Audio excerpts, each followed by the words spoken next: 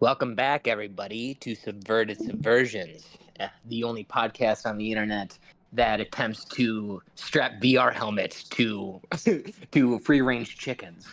I am I am one of your hosts, Jesse Larkins, the author of Soap Scum. I'm joined today by my gracious friend, my gracious co-host, the king of cringe himself. How's it going, man? Yo, what's up? I'm just crossing the street today.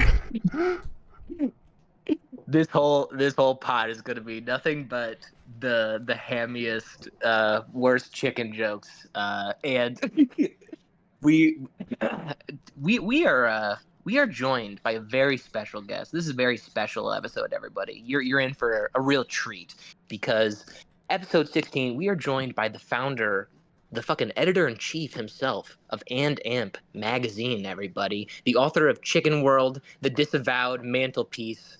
It's Ryan Hartley, everybody. How's it going, man? My pleasure. Yeah, thank you. That's a great red carpet moment for me. I appreciate those.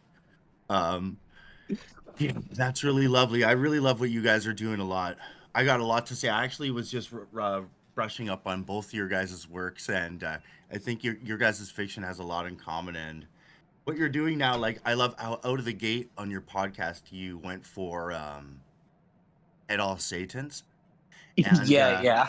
Yeah. every episode of your show so far is just so right up my alley that it's it's it's actually my pleasure. So thank you very much, dude. Oh, Fuck thanks. yeah, That dude. means so much. Yeah. Yeah, truly, because like we were saying before, yeah, your support, it means the world to us. We have the SS boys have two internet dads. I guess we have two gay dads. It's our it's Ryan and MNMDR. Yeah, we got two dads now. Oh, Uh, nice. Oh, that's awesome. Yeah, we are gay, definitely. Oh, also, now I have to With each clarify: other, yes, with is each it other, confirmed. and amp or is it BAM? Because I always thought it was called BAM because of like an ampersand. But You can call it whatever you want, but I call it lamp because like when I guess I okay, conceived it, I thought it would be the ampersand was kind of a stylized L, but okay, you know what? Almost nobody calls it lamp. When I was on the Unreal podcast, people usually call it amp or and amp, and I'm totally down with that. The I actually asked when I first started it, I asked an anon on Lit, like, what should I call the website? What should I like? What domain should I register? And he said, well, Lamp by Lit is in this tag, and you said the L thing, so I was like, okay, Lamp by Lit, and it just sort of stuck with me. So I don't give a fuck what people call it. I always told people call it whatever you want, steal it, steal the brand, make it your own brand. It's your brand. It's public domain. Steal it from me. Of course, no one ever did, but people sort of did in some ways. The best I had was Ari, and I guess you know what, I was actually going through the episode you just had with X guy, right? mhm. yeah, yeah, yeah. And so like I'm pretty sure I know who X guy is. And so Oh, here's the funny thing about being the editor of Lamp is like I know who MNMDR is. I know his name. And like I'm pretty sure I know at least the pen name for X guy. I end up as a sort of registry for a lot of these anons, and in some cases they're alternative identities or maybe even their true identities. At that point, you become really good friends with someone. Like for instance, you were talking about like Eminem DR. Him and I have become like really, really, really close because we've shared those sort of de-anonymizing moments. And I was so appreciative of that last episode with the X guy. And I'm not going to dox him, obviously. He wanted to go by X guy. So, but just the work uh, and that he just the knowledge he's got that he was willing to like slap onto the table for you guys was just so keyno for a guy like me. So I really appreciate that. Shout the fuck out to him. Yeah, Yeah, right on. yeah, this that is was true. a Herculean task that he that he undertook, putting together that massive, massive, autistically thorough document. And it's funny because we literally we're getting shit from people who are like, you didn't talk about this and this, you didn't cover this part.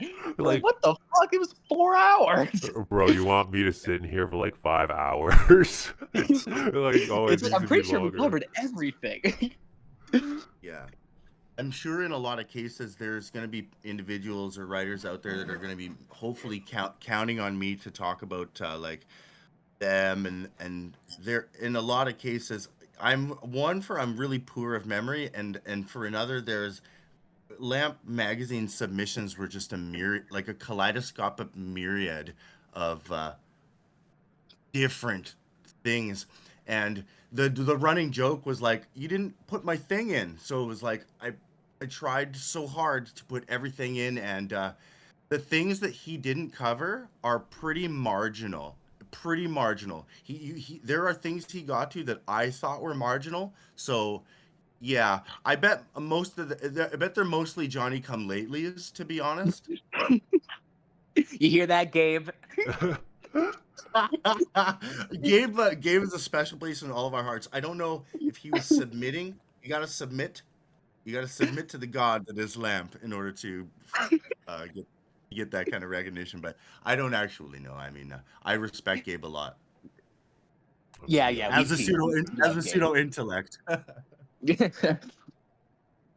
No, that is funny because I've gone back and forth saying Lamp and Damp because I was never, I knew that the website was just Lamp, but then I saw it spelled out, so I was just like, oh fuck, how does I'll say quietly, let everyone else say it out loud, and we'll figure it out together.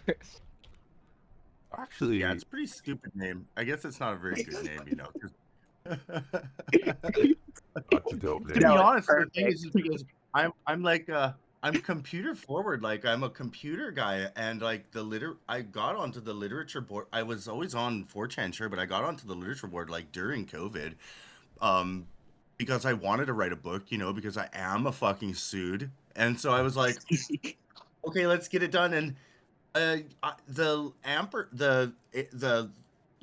ampersand AMP is only funny to programmers and like web developers. Only they're gonna see it, and so I don't know. It's pretty stupid. I regret it. It tickled the very niche audience. I'm sure. I'm just kidding. I I regret mean, nothing. I do want to get into it later, but like, yeah, that was one of the things in Chicken World, right? Like, you had all the coding references. So Yeah, very specific. Yeah, well, like jargon. well, it's because like you are a coder probably, right? Because you make the leaderboard and all that stuff on Yeah.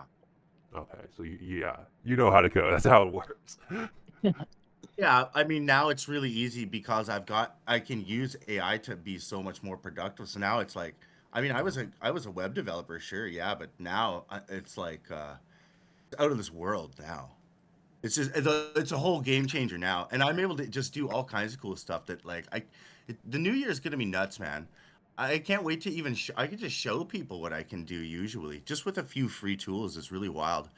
Um, Okay. and I mean, I really got to say, like, there are times, specifically reading Hate Spree 2, and I think they talk about this as well. I think Tukey was talking about this, that like it's like it's begging to be animated in some ways. And if there was like this like cartoon that was like next, like turbo mode all the time, that was not afraid to go there. I don't think anybody's doing that. And I mean, that's like, I think these things are emergent, and yeah, we're sort of bringing those things together one guy at a time. Yeah, hopefully, because I don't have fucking millions of dollars to make it for real. So Oh, you it'd know be what? really nice. Are you gonna have to censor that if I can't swear like that, can I? I think I just said it.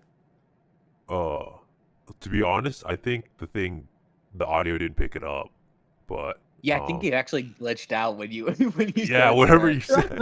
Okay, good, moving forward. We're good. Forget But about like it. Forget Cap dropped a hard R on our last episode. I don't think we really Yeah. care. I All right, will we won't. Don't talk about it. I will Yeah. say that, you know, like if it slips up, like yeah, but like we don't want to get like fucked over on YouTube too much. Okay, we're going That's right. cucks, I No, guess. That's Oh, true. dude. How funny was that shit on the live stream when the guy just Yeah. started dropping hard R's and everyone was like, "What's going on here?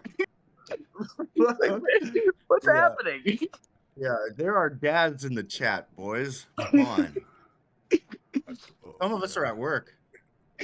Yeah. Yeah, So yeah. I did have a question. I mean, you're talking about AI production now, but like, before then, BAMP is just like you, right? So like, how do you get the time to like make a mag that's like full of not just text, but like also visual media that looks sick as fuck, you know? Mhm. Like, how do you get the energy and the time to like just keep doing that for however long you've been doing it? It's bursts.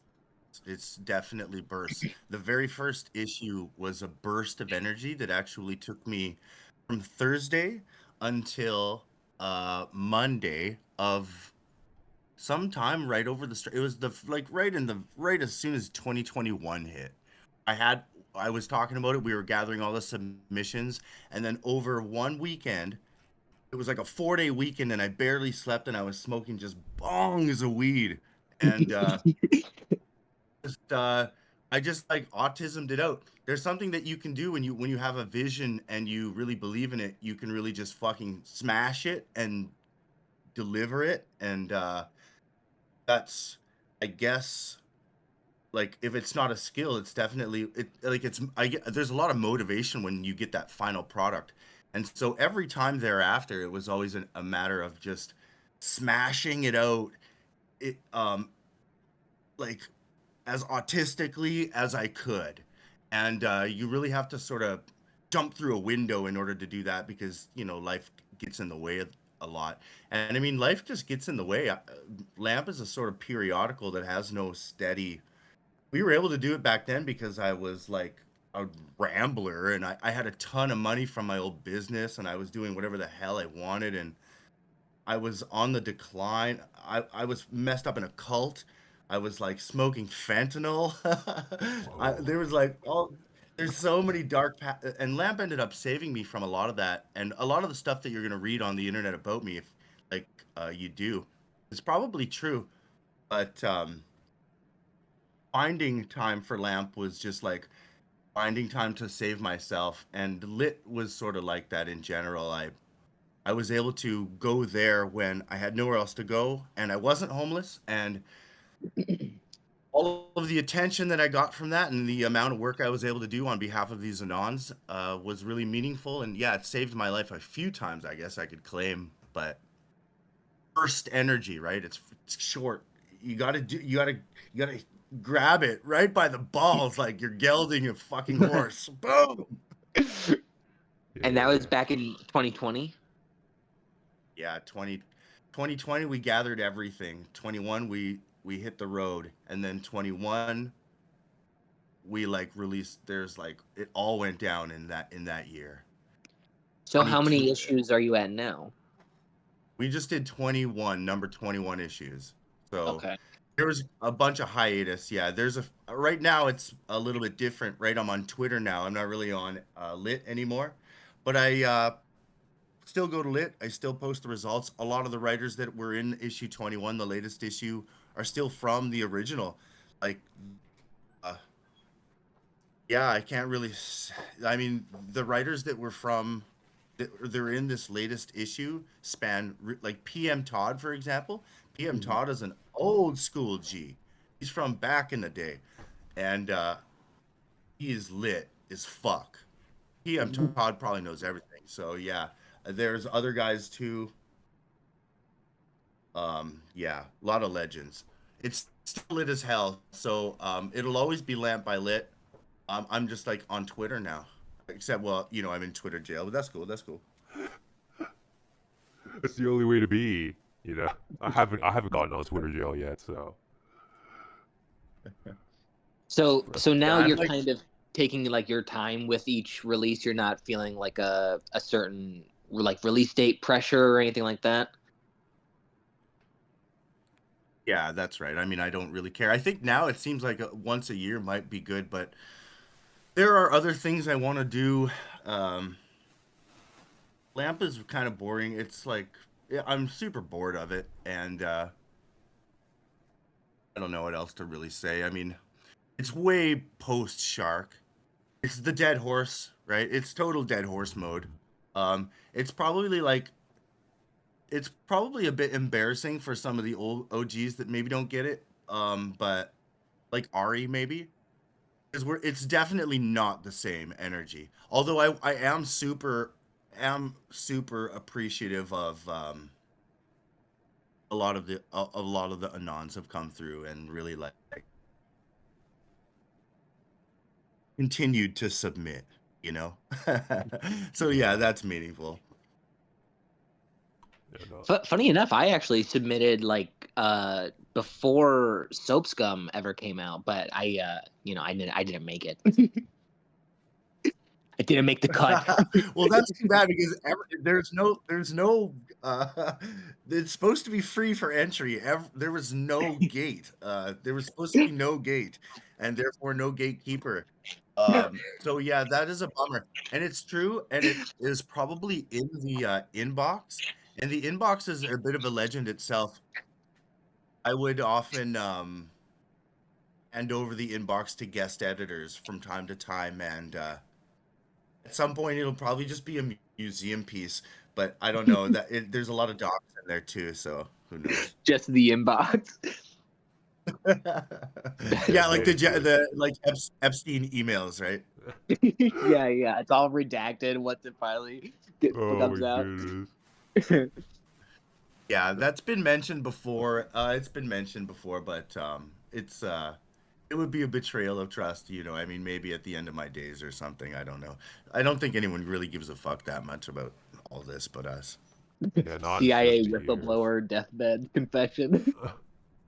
The meme on Lit was that there's only 30 of us, and if you really do the math, you can pretty much boil it down. Yeah, there's probably like 30 actual people that give a fuck on Lit, and they don't actually care about this writer community. Lit was always split down the middle, and there was very little crossover between, excuse me, people that wanted to discuss literature and people that wanted to discuss writing. And that was pretty strong demarcation that Lit has never really been palpable to the writing community is always a containment thing that's on writing general, and during lamp it said, and you have to have you have to have thick skin to survive on Lit. And I doxed myself when I came back. I continued to dox myself. Like I put my mailing address on Twitter, right? It's part of my like it's part of my anti-fragile strategy, right? Because I'm like such a you know, you accidentally lolcow yourself, and then if you don't lean into it, you know, you're the fool. So Mhm. I'm definitely crazy enough to step into the ring with anybody, right? So Wait, this is random. Are you also in the scene with Nicholas Telefe? Because we talked about that on the last thing with Cap, where he read Anti-Fragile, I think. where am I? Oh no, well I'm not sure. What did you ask me? I didn't hear you. Oh, it was did you know Anti-Fragile was actually like I think coined by Nassim Nicholas Taleb, and I think Cap and me talked about that a little bit on the last episode. Oh, cool. No, that's interesting. Usually the context in which I heard it originally was his name was Andreas Antonopoulos. He was a Bitcoin guy, and he was referring to Oh, Bitcoin. And so that's interesting. You guys are probably talking about even deeper etymology on the word, because I think he was. I don't think he was. I think just contextualizing it in the for Bitcoin. But yeah, I didn't hear you talk about that with Cap. Actually, I've been running through your stuff today. I didn't even know you guys interviewed Nesmer. See, I'm not really paying attention that much, and so I gotta Yeah, listen to the Nesmer episode after this. he could only hang out for like 45 minutes. So yeah. so like the first bit of that episode is the interview, and then the rest is just me and King just like bullshitting about current events like Charlie Kirk and stuff like that. Yeah, he's But a real G. we would love to have him back on to do a much more fleshed out, fuller episode where we talk about like Silkworm and some of his other, original works. Yeah, I think we sped Yeah. ran that because like Did we ask him about the choose your own adventure? I think we did, right? And then like he had to do that and bath position in like 45 minutes.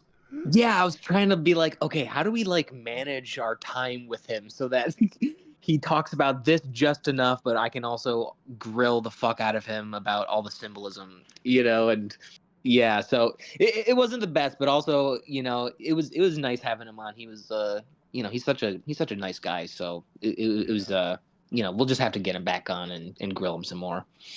But actually going on the point of like lamp, I guess you're getting bored of it. Are you like trying to push more into video? Because I saw that one video that looked like a Sam Hyde edit, and that was like fire as hell. So are you like going more in that direction? Yeah, I guess I've tried to stay as video as possible since I started Lamp. Uh, the real thing about the video is like it takes a lot. I really have to be reading people's books and reviewing them and doing those videos, and then I also have to be doing the cool hype edits and stuff. If you're not doing both, then you're just a bitch, and like I don't want to be a bitch. So the real challenge is keeping up with that. What I think would be cool is if I can parlay those things and then kind of keep the magazine like to a once a year thing, or maybe even, or something, then, I don't know. It's nice to have it in the bag. The video thing, I would love to see it be expanded, and I'd love to get better at that. And I definitely, like I was even speaking about, like adapting your novel, even, which is like the idea sounds fun. I have a problem where I put so many projects on the table. Yeah. That I crawl through them, and then um I'm really obsessed with getting things done. So, I'm really cautious now when when I'm putting a project on the table, and right now I'm just kind of clearing projects. And I do have a bit of a monkey on my back. I've got a lot of books that I need to be reviewing, and I really sort of want to become the like if I had it in me, my goal here now is to sort of become the Harold Bloom of like alt lit, right? Yeah. Because you can write about everyone wants to write about everyone is a writer, but like being a definitive reviewer, I think is worth something, and I don't think anyone's really uh doing it. When I do my reviews, I take it upon myself to be as like honest and thorough sort of as possible and entertaining. So Mhm. I would like to get more into video, and you really gotta like it's gotta be multimodal. And I think that's one of the ways I try to sell myself is it's a multimedia sort of thing. And magazines are dope as fuck. Um, but they can't be it all. Yeah. I mean, it's tough for sure. I mean, like the only Yeah. thing I can think of is like just everything is time management, right? So you'd have to reduce something. Like I don't know if like maybe you could do a thing where like instead of making a full magazine, it's like a one story gets one image or something. Maybe and not have to like make those like Twitter posts instead of like an actual magazine. Try to reduce the amount of effort. Yeah. Well, there's Substack too. I mean, a lot of people have the That's true. Substack. I've really slept on that. I think the thing that like I'm sort of a like Lamp has a pretty specific style. Every issue except for one was like 92 pages, right? Interior, 96 total. So if like I'm gonna step back from that format, I wouldn't want to step back from that format. And maybe that's just me being a bitch in a different way. I don't really know yet. I don't know. I think what I really want to do is maybe put it down. I would. This is what I would do. I would put the magazine down, start doing reviews again, kick ass with the reviews, and start something cool and new. I got some cool shit. I've been talking to Adam a lot. I've been talking to some other guys. Cap. I want to get something started with Cap, and if we can sort of parlay something into, there's a like there are ways to get attention by creating quality content, and once there's enough momentum in a scene, there's potential for you can really change things, right? You can really sell something. Like we were even just talking about Danny's manifesto, right? You can sell something, and you Yeah. can rug pull. You can rug pull, or you can parlay forward and like fall forward. And I really know this, like my whole lifespan, all of the things I've done that have been great have been because I've had a fucking team, and everyone on my team has to be like as good or better than me. And although Lamp, I put my life in a Lamp magazine, but it wouldn't be Lamp magazine if we weren't anonymous. If I didn't have my team, same with my money, you know. And so the next thing going forward is it's got to be collaborative. Even what X guy was saying with those neo novellas, right? Or the neovellas, pardon me. The spontaneous collaboration that we have at our fingertips that you are sort of fostering, even with this podcast, that's going to be the like meat and potatoes of that's the fermentation level of the wine that we'll be drinking. Like, I don't know, man. Let's see how long, who knows? Time goes fast now. 10 years. Like 10 years. So if we can do that, we can really do that.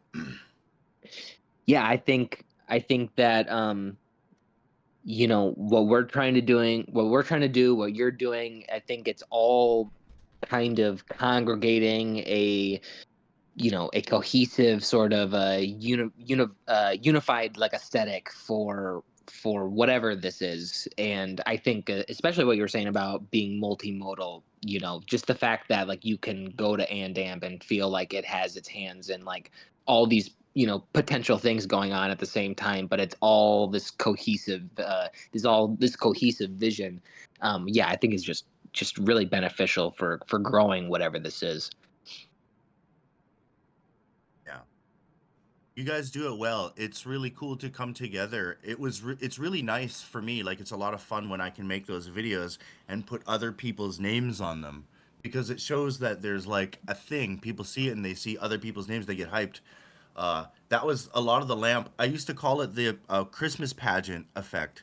The Christmas pageant effect is like, who goes to who goes to an elementary Christmas pageant? Well, the parents do. So the people that were buying Lamp were the people that were writing to Lamp. And once it started growing and the people that were reading Lamp weren't just the people that were writing into Lamp, that's when we crossed a pretty critical barrier that uh, allowed me to feel comfortable, I guess, de-anonymizing myself anyway. Mm. Yeah, I think and then once you breach that threshold, you had to kind of established almost like a roster of people that an audience can then sift through and enjoy and discover. Boom. yeah, and I also think that like I don't know if like it's because people have like I don't know work, but like if you work any job, right? I mean, obviously, the team is so important, and I feel like we're in this weird stage of lit, and I don't know if this is because of like American myth, but like people are like, you're an independent publisher. It's so cool, isn't it cool that you're like marketing and doing all the finances and also writing? And I'm thinking to myself like, no, it's not cool actually. Like I'd really prefer if somebody else did the taxes part of this shit for me, and like or like it feels like a lot of times, and I know this isn't always true, but like you could get, as you said, you could get pretty big by like having a great marketing campaign and all this stuff.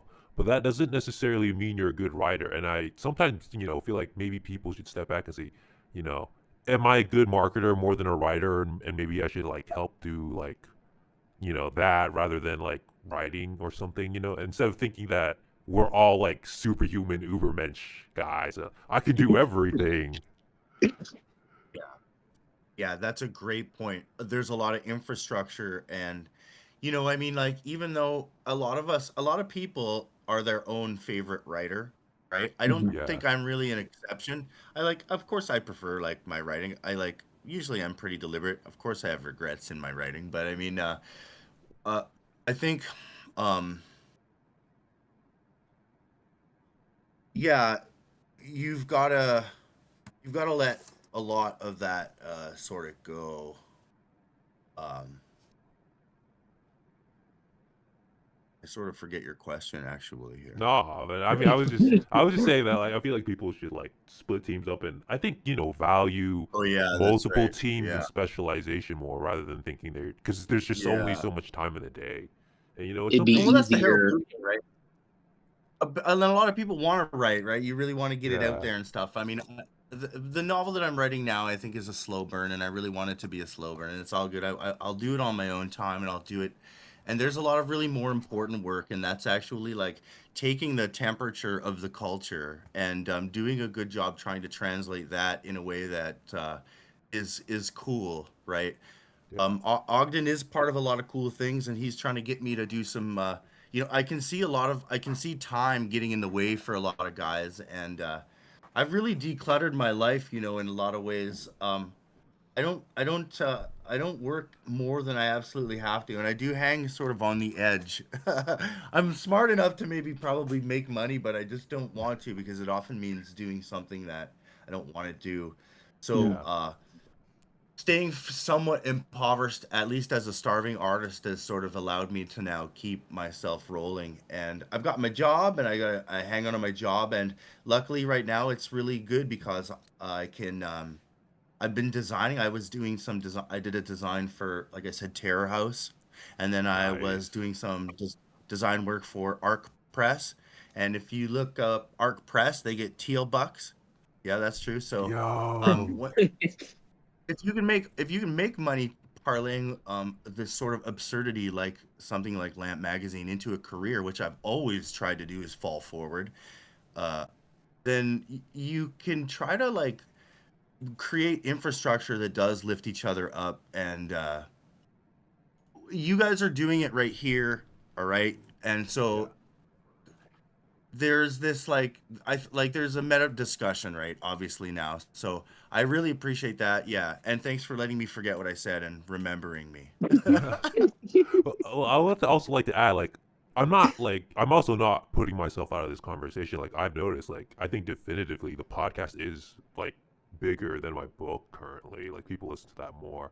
And I've talked with Jesse about stuff like maybe we should collab. Like I do the art, you do the writing, and also like the third option for me that I've talked about is AI. Like, okay, if I'm not that good at writing, like, what if I use AI to like speed up that part instead? So I'm always because I think it's pretty clear that I think my art is probably a bit more interesting than my writing, but so it's always taking Right. it I with a see what grain you're of saying. salt, yeah, and seeing if there's Well, it's about different getting options. yeah, stacking your roster with dudes who can do things, right? Like I do like to show up and be like, "Hey, let's collab on this, and I can do this, and I can do that." And like, Yeah, so in that specific case, you've got like even they were saying the other day, these models, right? Like you've got these 3D models, right? And there's this like there's this clearly established artistic aesthetic that didn't seem to translate in the novel, that like I can totally feel like their disappointment on, let's say, in this example, Tookie, right?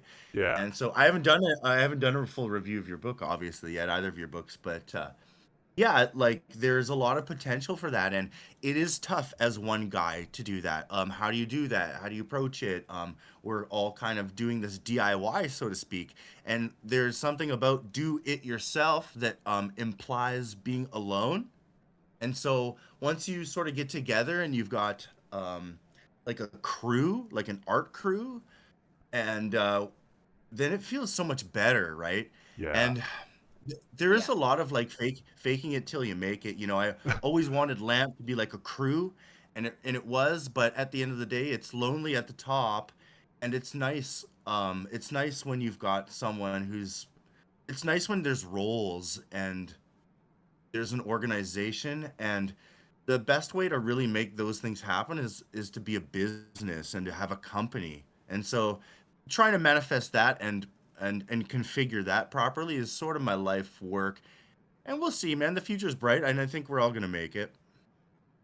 oh yeah, I Yeah, like I to believe agree. that. I like to believe that.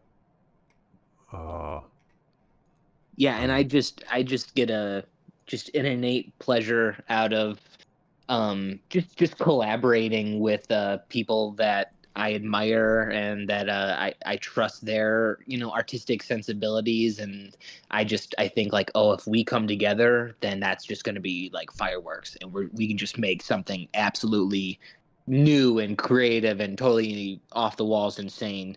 So that just like the idea of just fostering community and coming together with the right people, and yeah, just forming the right little crew. It's yeah, I find that all very rewarding.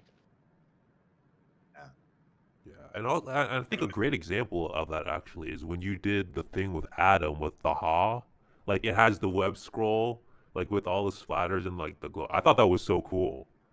Like, Yeah. yeah, Right.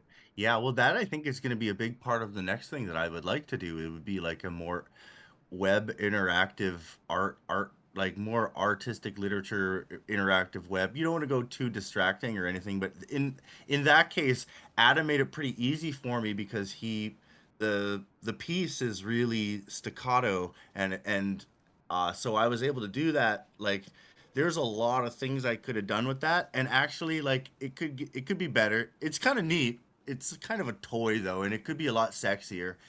But yeah, I appreciate that. There are a lot of potential for that. Actually, recently what I did was I asked Sandbatch, Chris Sandbatch. So I Hmm. said, actually, I just reached out to him randomly because I'll do that. I appreciated his some of his poetry that I saw him post, and so I said, "Hey man, let me do this. I'd like to showcase some of your poetry." Um, and he was like interested in it. He's a pretty interesting guy, but it never turned out. We never got into it. He didn't send me anything to do that with, right? But am constantly sort of probing guys in this way. I actually think in some ways Soap Scum might be good for it because Soap Scum is very staccato, let's and so go. like Yeah, I was you could thinking do the same thing reading the Adam yeah. Short. I was like, oh shit, similar sort of vibe. You could do something like that totally, and it's really good to do something like that because it's staccato and because it's kind of really linear and staccato.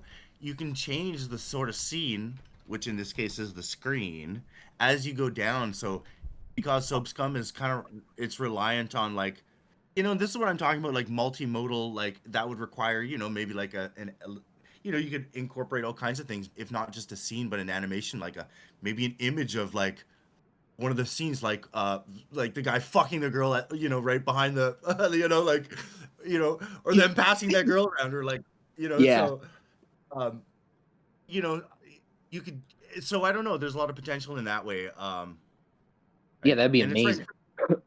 yeah in front of us. Have you Dennis? Have you heard of like I'm sure you're familiar with Dennis Cooper, right? Dennis Cooper, no, pardon me. Oh, I'm a bit of a uh, stooge. I'm a bit of a stooge. oh, he's like this big transgressive writer from the '90s. Um, I just assumed that like that most people kind of knew Dennis Cooper. Um, he's been doing this sort of like he's been trying to make like the internet novel in in a weird way where he's like where the act of like scrolling and clicking and you just like observing like gifs and like scrolling past the gifs is like going to communicate the same thing as like what like text dialogue is. um yeah, so I think the potential is like totally there to do some really innovative, like interesting stuff, and people just haven't been exploring it to its potential. Super fucking cool, actually. I'm a bit of a hound, right? So as soon as you did that, obviously I'm reading his bio and stuff here. Uh, that is really cool. I think something like that you really have to do is when you do something like that, you have to accept it as a time capsule. There is that sort of like scrolling, like memes, essentially. Even just the concept of memes delivers those ideas through time. And Twitter is a good enough example of like, like let's say like a not a magazine, but a constantly evolving stream of like content that is what he's talking about, but putting something in a time capsule specifically, intentionally, and letting it be there forever in that new sort of way. That's really cool. Yeah, Yeah. Definitely yeah, down with I agree. definitely down with that. And I love these old timers like this. Like I see this Little Caesars, the Little Caesar magazine thing. I've definitely seen that before. I'm looking at that sort of now. So that's totally not unfamiliar to me. There's something about the idea of like art as code. So recently I was trying to make this thing that I was like, hey, art as like I'll code something, it'll just be artistic. And I was like, oh, but wouldn't it be cool if it were interactive? And then just long story short, it snowballed into like a video game. And then I was like, oh, that's just fucking video games. And so I sort of realized that I sort of and it sort of I guess opened my eyes to the idea of video games as art, you know. And I have played some of those other weird, more existential games, self-referential games, but yeah, uh, that kind of thing is really, really interesting to me because it's expanding on the multimodal shit, and I'm gonna get into him definitely. Yeah, yeah, highly recommend his shit. His oh man, I'm like, the sluts. That's like a masterpiece. I got a copy of that for King when we hung out. Yeah. Um, yeah, highly recommend Still that one. haven't read it yet. I'll get No, it's to it. okay. You should organize some kind of like, oh, we'll Yeah. read it and then we'll do an episode on it or something like that. The next time like we get a delay from like guys by 4 weeks, we're like, oh, you should read this. I'm like, oh yeah, that's a good point. Yeah, we need to do something because keep getting fucked here. You said it was called The Sluts, is that the one? Yeah, the sluts. Yeah, yeah, got it. Cool, cool, yeah.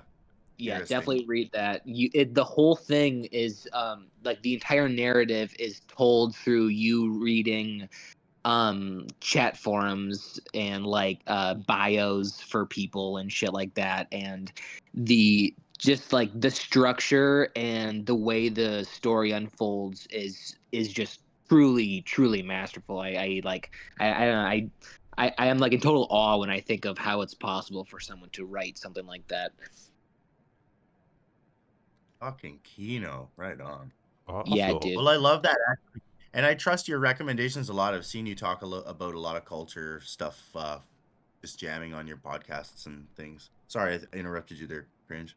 nah, no. I guess I did want to ask since you mentioned it, like you know, playing video games as art.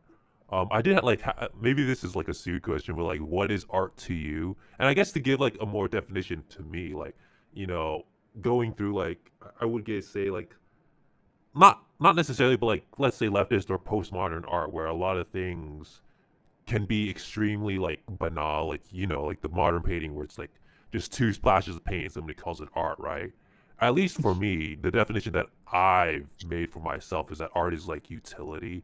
So if I enjoy it personally, then it's like quote unquote art, even though I don't really care about the term. But like a video game that I enjoy is like something that's like worth making, right? But that's you know, so other people would be like, it has to, I don't know, like be beautiful and have all these like what does art mean to you?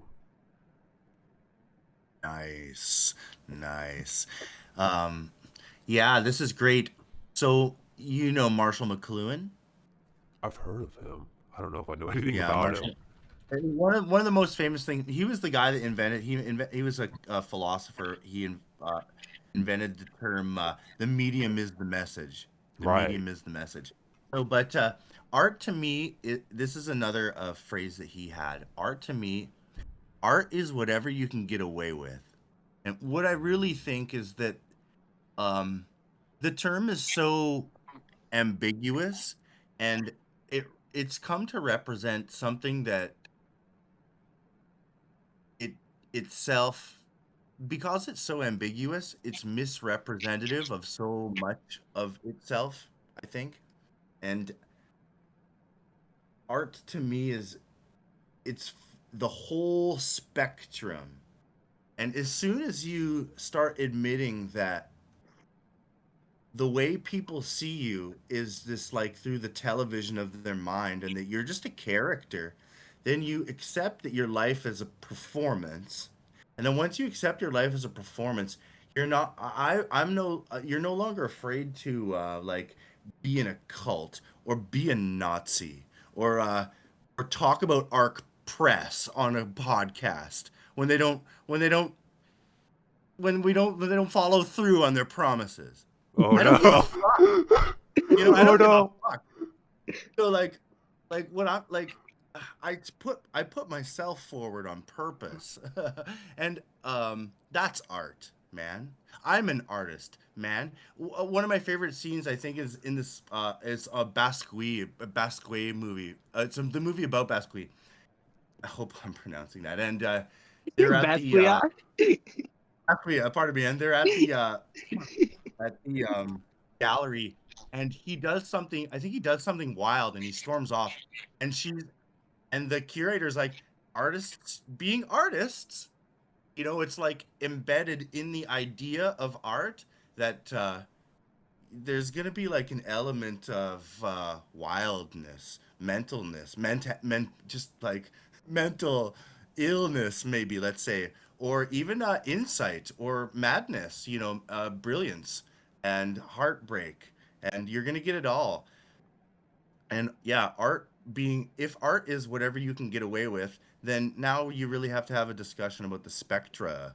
And on the spectrum of art, you've got like, I guess, like what Gabe was trying to say, like the toilet, the fountain, sure. Yeah. Maybe you've got on the spectrum from something like Soap Scum to Moby Dick.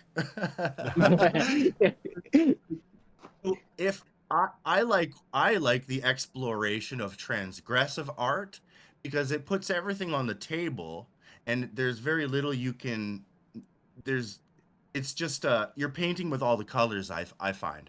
And I'm no stranger to that. Like, I wrote a couple books. I think bunch of you got them, those Cola Maria books. They've got a lot in common with your guys' work because there's just sort of exploration and avant-garde transgression that comes in the form of art that allows you to explore shit that you'll notice that a lot of these guys are just normal, right? Rape Face, or the lemur, he's a good guy.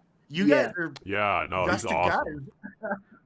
Like, none of us are who's the guy that cut his dad's head off, right? Never do that, right? So like, Yeah. very few Not in very mine. few of us, Justin, very few of us are gonna do that.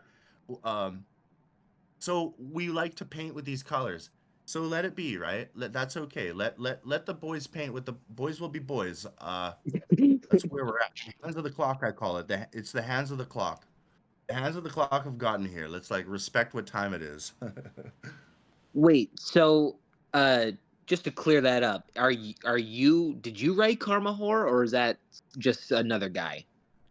No, that's definitely me. Yeah, Dude. You I fucking I wrote wrote, Karma Horror? Holy shit, dude. yeah. Wow. So so actually there used to be a tool called, oh, what was the tool called? InferKit. There's a tool called InferKit, and it was like pre ChatGPT almost. It would just spaz out a lot of really random stuff, and so I would spend just hours getting it to spaz out stuff. I would prompt it with stuff like, I would prompt it with just the most ill shit, and then you try to hone it, and I eventually lost those tools. And so for most of it is really just me. Karma Horror is a lot of me editing a lot of the schizography that came out of this one tool, me trying to prompt it with really degenerate transgressive shit. And then the next one was more or less me just letting myself emulate that. And those two projects I don't put my name on because I'm feeding them through so many layers of AI, and I'm artistically rendering it in such a way that I'm not really comfortable. It's not my prose. There's like no you know. So it's like, it's not really my shit, you know. But this I'm not gonna lie. Of course, it's me. Yeah, it's no one else anyway. this makes so much sense, Ryan. Like, I can't even tell you how much like clarity you brought me today by But just saying that, okay, you wrote it, and it's basically all like curated, generated slop shit. That Flop, book, I flop. swear, dude, that book is like one of the most extreme books I've ever read, and it is like schizophrenic nonsense. I mean, you read my review of it. It's like you could tell I was trying to like figure out what the fuck I was reading.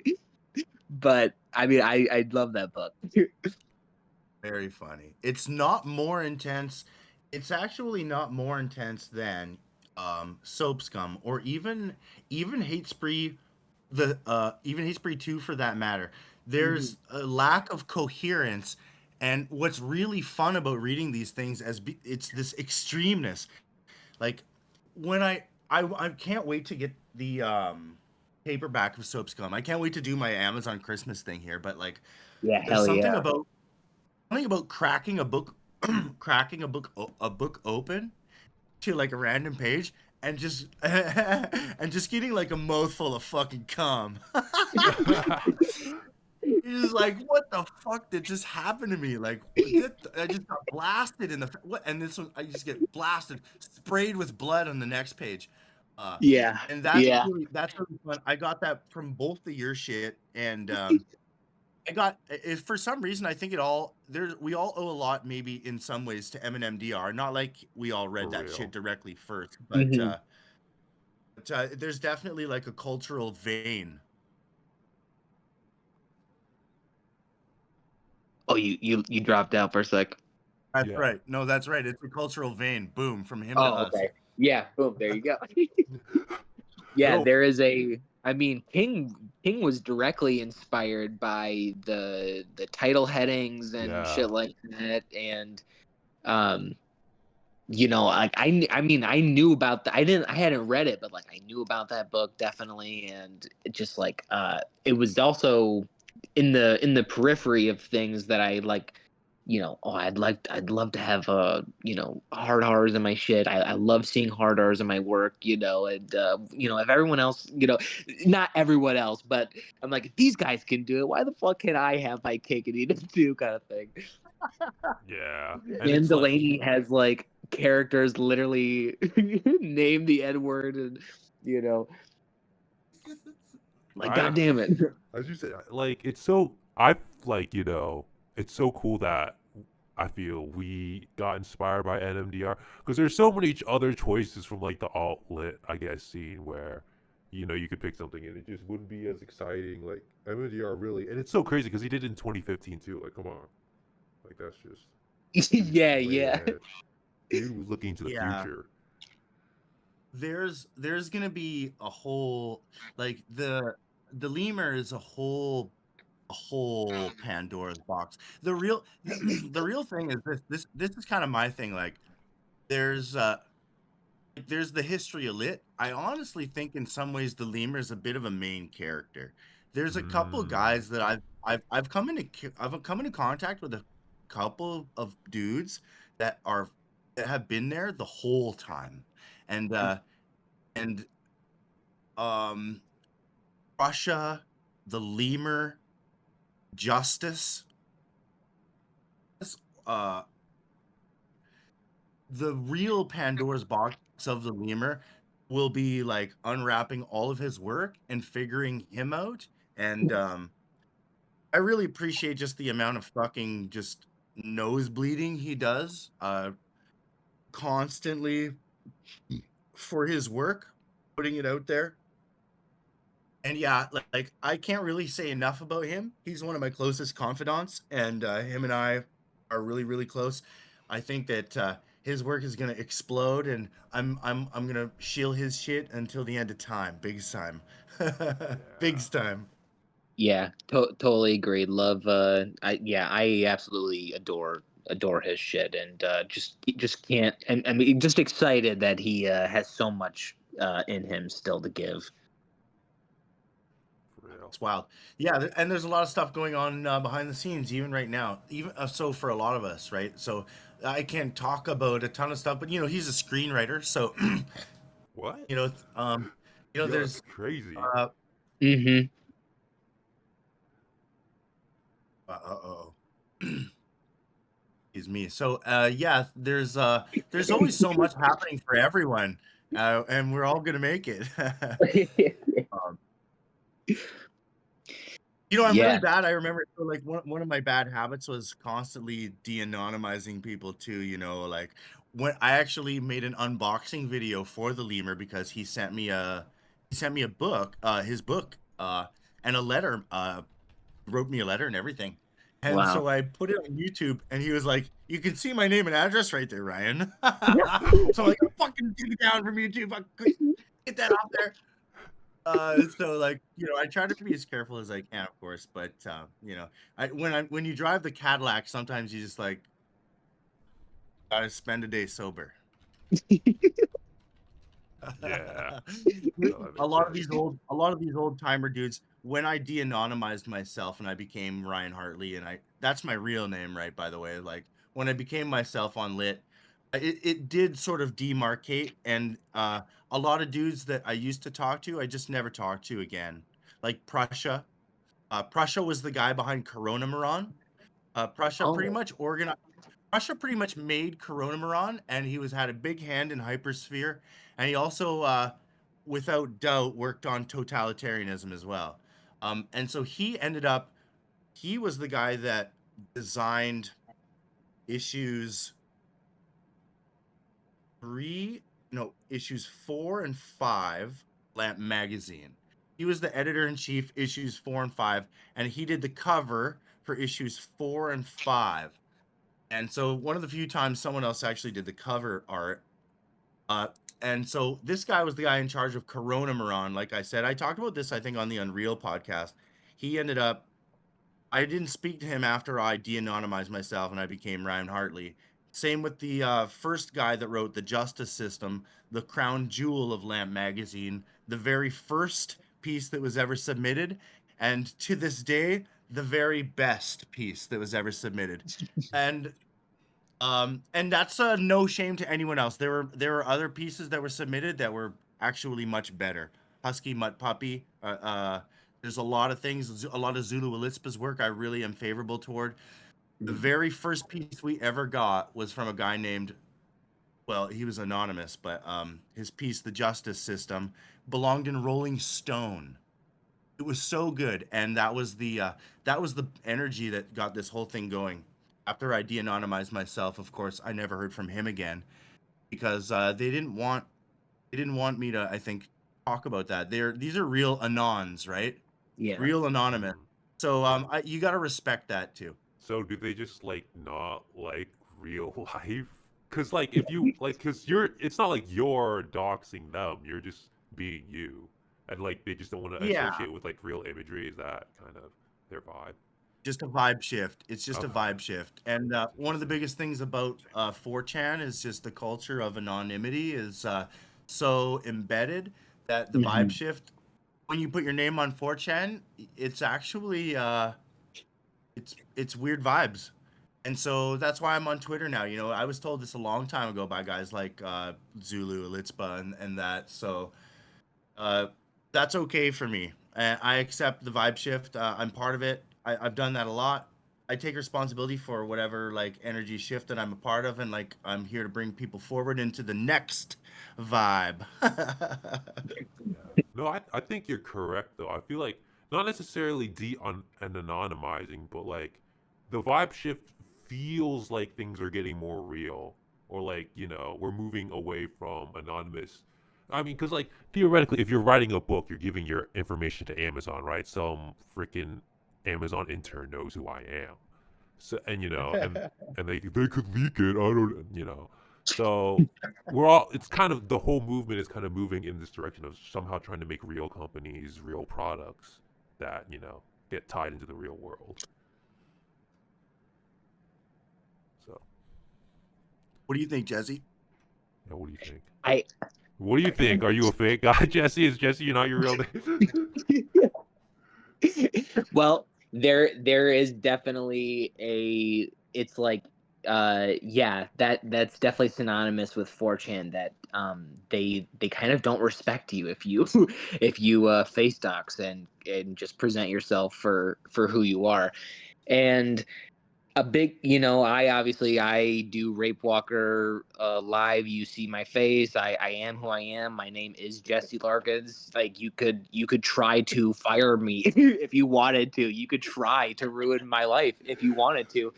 But I'm just like at this point in my life where I'm gaining fucking confidence and power and charisma by taking back the the weird like weight of like leftist rhetoric that I've been surrounded by for so long. I just feel like I need to combat that by presenting myself completely honestly and who I am with my faith and everything, and just say everything that I stand for and that I believe in with all honesty, and just not give a fuck what people think about that. And obviously, coming from like Lit and 4chan and all that shit, I do respect anonymity, and my co-host, my gracious Fred, even though I know the world doesn't, and Yeah. and that's okay. And I respect anonymity and I understand it completely, but I'm just a different kind of guy, I guess. Yeah, well, the thing is, like, I'm also aware that it's very possible because you only need one mistake for the mask to like go off. You know what I'm saying? Like, I'm under no illusions that I'm gonna perfectly keep it up forever. Probably, I don't know, maybe even 10 years down the line, something's gonna slip up. So, oh, there's this guy all along, you know. So, Right. so it's not like it's more like gaining time is what it is, lead time to get what I Yeah. need to get done. Maybe Yeah. you'll do your own epic face reveal Yeah. and show the world your Black Jewish heritage. Well,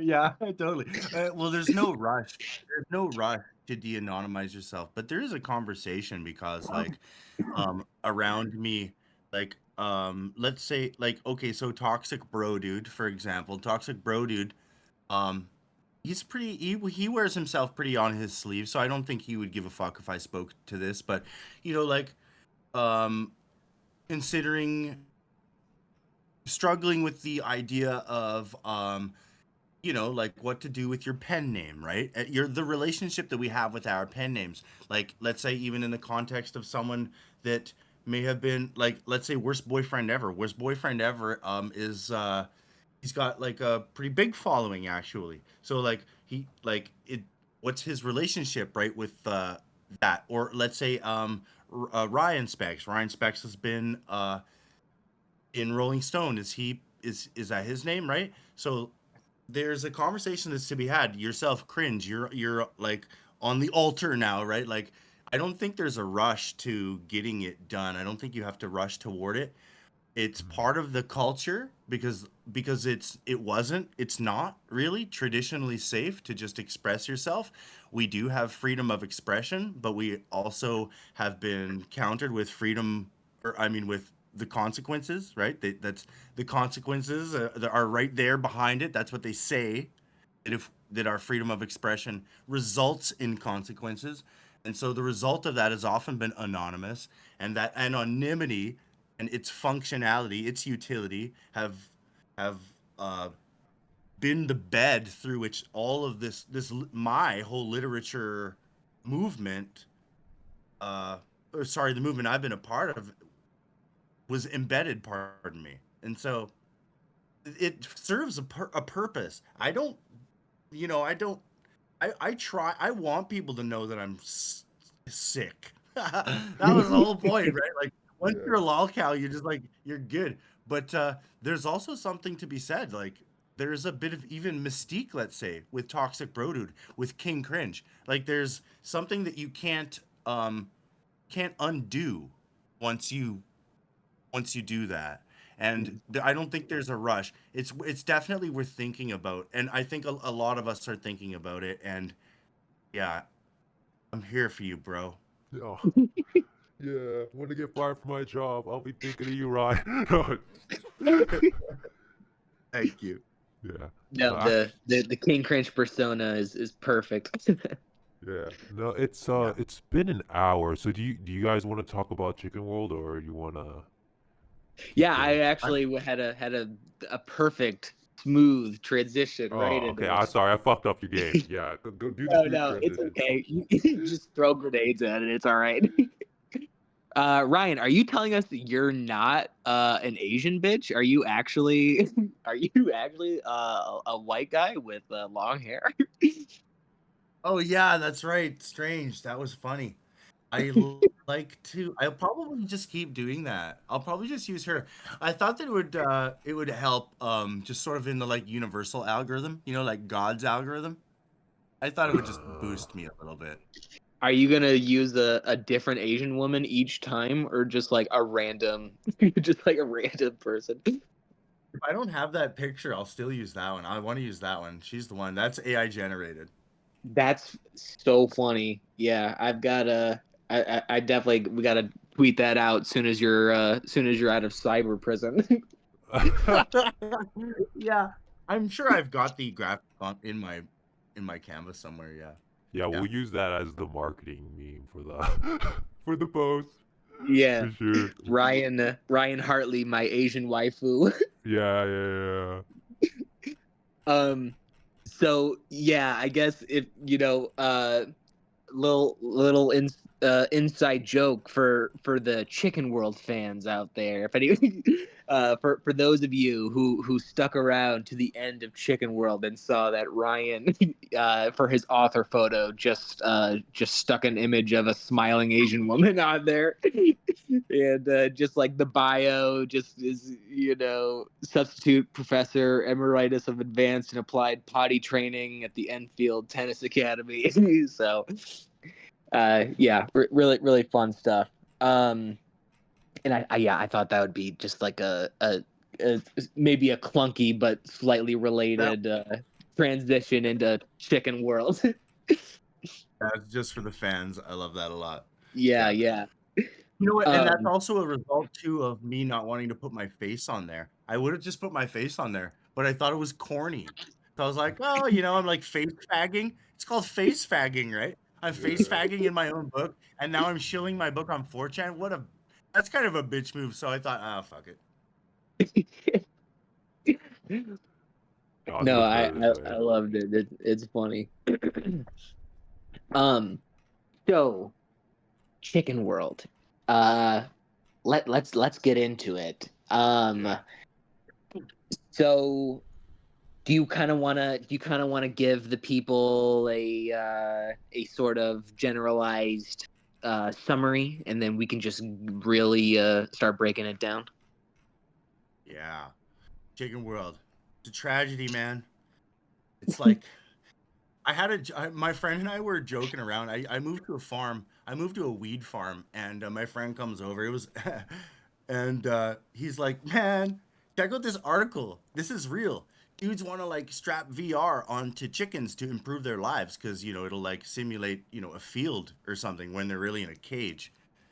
And I was like, "Damn, that's dystopic. Sweet." And he was like, "The best thing about it is you only need to like split the screen in half, blue above and green below, right? It's like the most rudimentary computer simulation. So even you can do it, Ryan." And I was like, wow, that's fucking hilarious. So um my life went here and there and everywhere. And then I ended up in Vancouver with a girlfriend, and we went to a restaurant called Chicken World.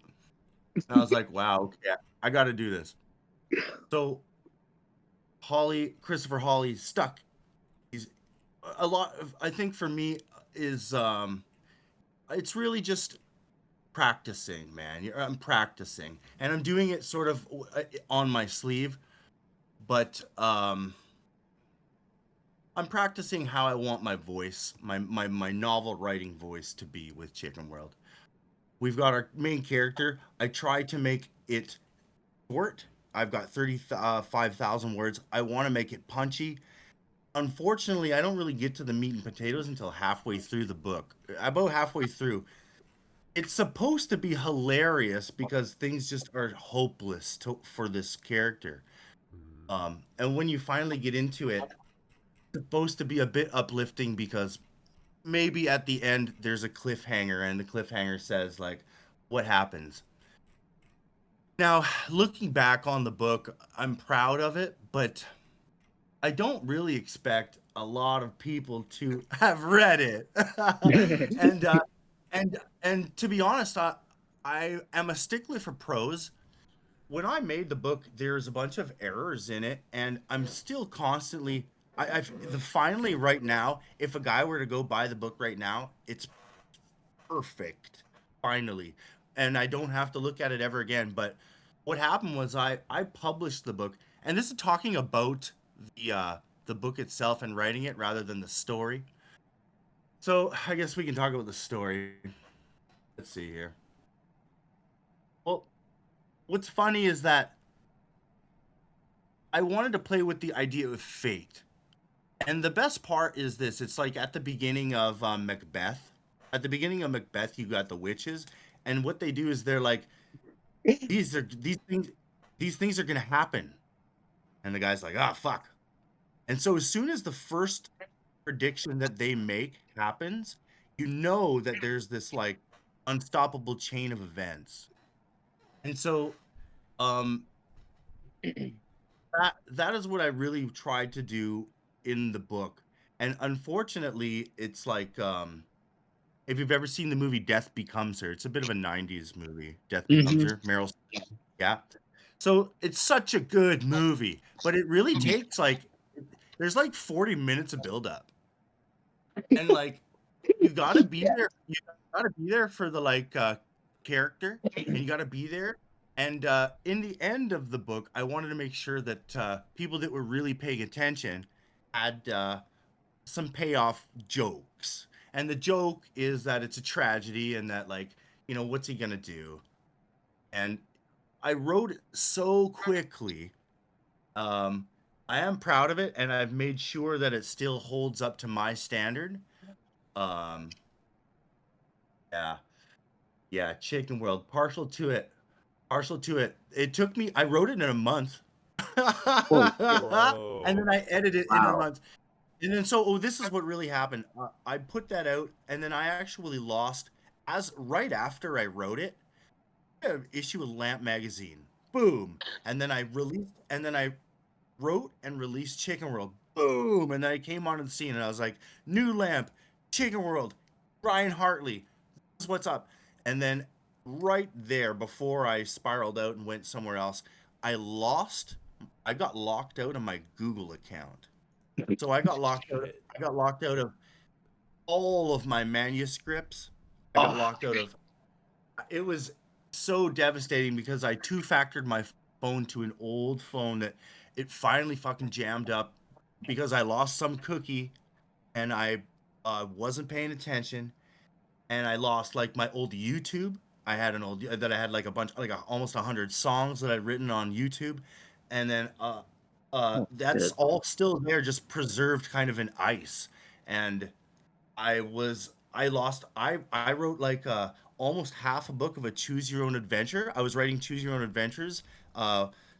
One was called You're a Crack Dealer. So I got almost halfway through that. Once I lost that, I lost so much hope. And right after I just reinvented myself from the ashes, wrote this book, released Lamp, I lost my Google, lost all this work, and then my girlfriend everything it fell apart, Ryan Hartley style, and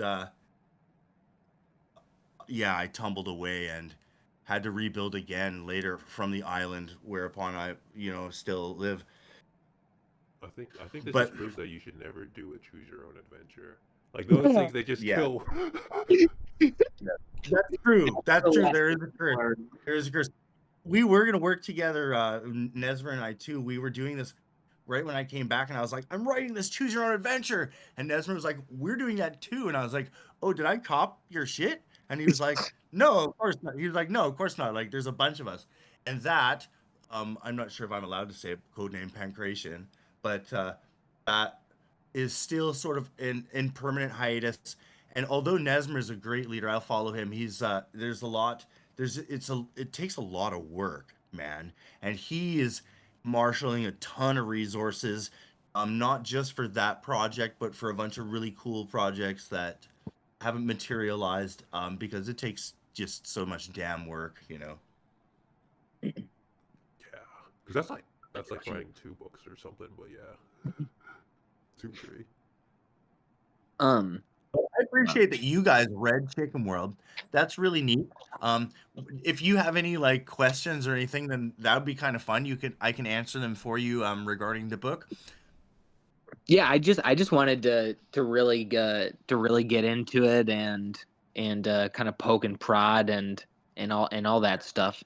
It is funny because you mentioned Macbeth, and I read that scene and I was like, wow, this is just like Macbeth. But I thought maybe I was just being like a sued because the story was so like not Shakespearean in that sort of way. So I was just like, am I just like pulling that out of nothing? But that's funny that you said that. Yeah, there. It's like I think you're right. Like at like exactly not exactly, but at chapter 10, which is like half the chapters. There is just a moment where the plot like fully, like the crux of the plot like kicks in because like most like you said, most of it is you kind of establishing all these different conspiratorial sort of pieces, and you kind of like are wondering like where it's like building towards, and then all of a sudden there's one chapter where it just he sinks into the virtual reality world, and the story just kind of propels from there. um Yeah, we are now in the spoiler section, by the way. So if you want to yes. read Chicken World, go read it. Otherwise, yeah, we're doing all. So, yeah. So I'd love to get into some of the. I'm like obviously taking notes. I'd love to get into like the weird Avatar stuff. But first, I kind of want to know where all the like lawyer jargon and all the technical speak was all. Where did all that kind of come from? And like the aesthetic of this like rundown mall and these two groups like across from each other, and kind of could you kind of just explain some of the um like why it channeled itself into those things? Right. Yes, definitely. You know, it's really an exercise. You gotta be real about it. All of our books, especially, so I really love classic literature. I really like a good book, and I want to read a book, and I like stories, of course. And the jargon is it's really reflective of me trying to flex my muscle and trying to sort of like properly attenuate my way through this glossary that should be digestible to the reader and should allow the reader, when they're paying attention, to I guess sort of maybe somewhat marvel. And you know what? The reason why I tried to do these things is it's purely an exercise. It turns out I didn't know this at the time, obviously. I thought I was writing in earnest. You read Blood Meridian and you think you have a everyone reads Blood Meridian and they think they can write Blood Meridian, right? So I try to get Mantelpiece, like I said, out of the way. Mantelpiece is really purple and it's like practice mode. Um, but the thing that I like is my voice, which is sort of this juxtaposition of kind of technical, uh, florid prose with maybe more realistic, banal uh corporatism. And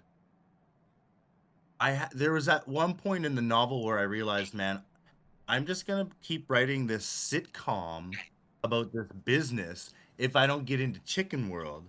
And Mm. so when things can't get any worse in the real world, when there's all these weird loose ends that are fraying and things are getting really terrible.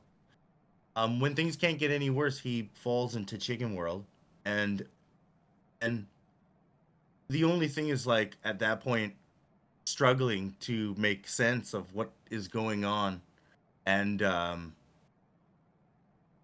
if if a reader actually makes it to the very end, that it's I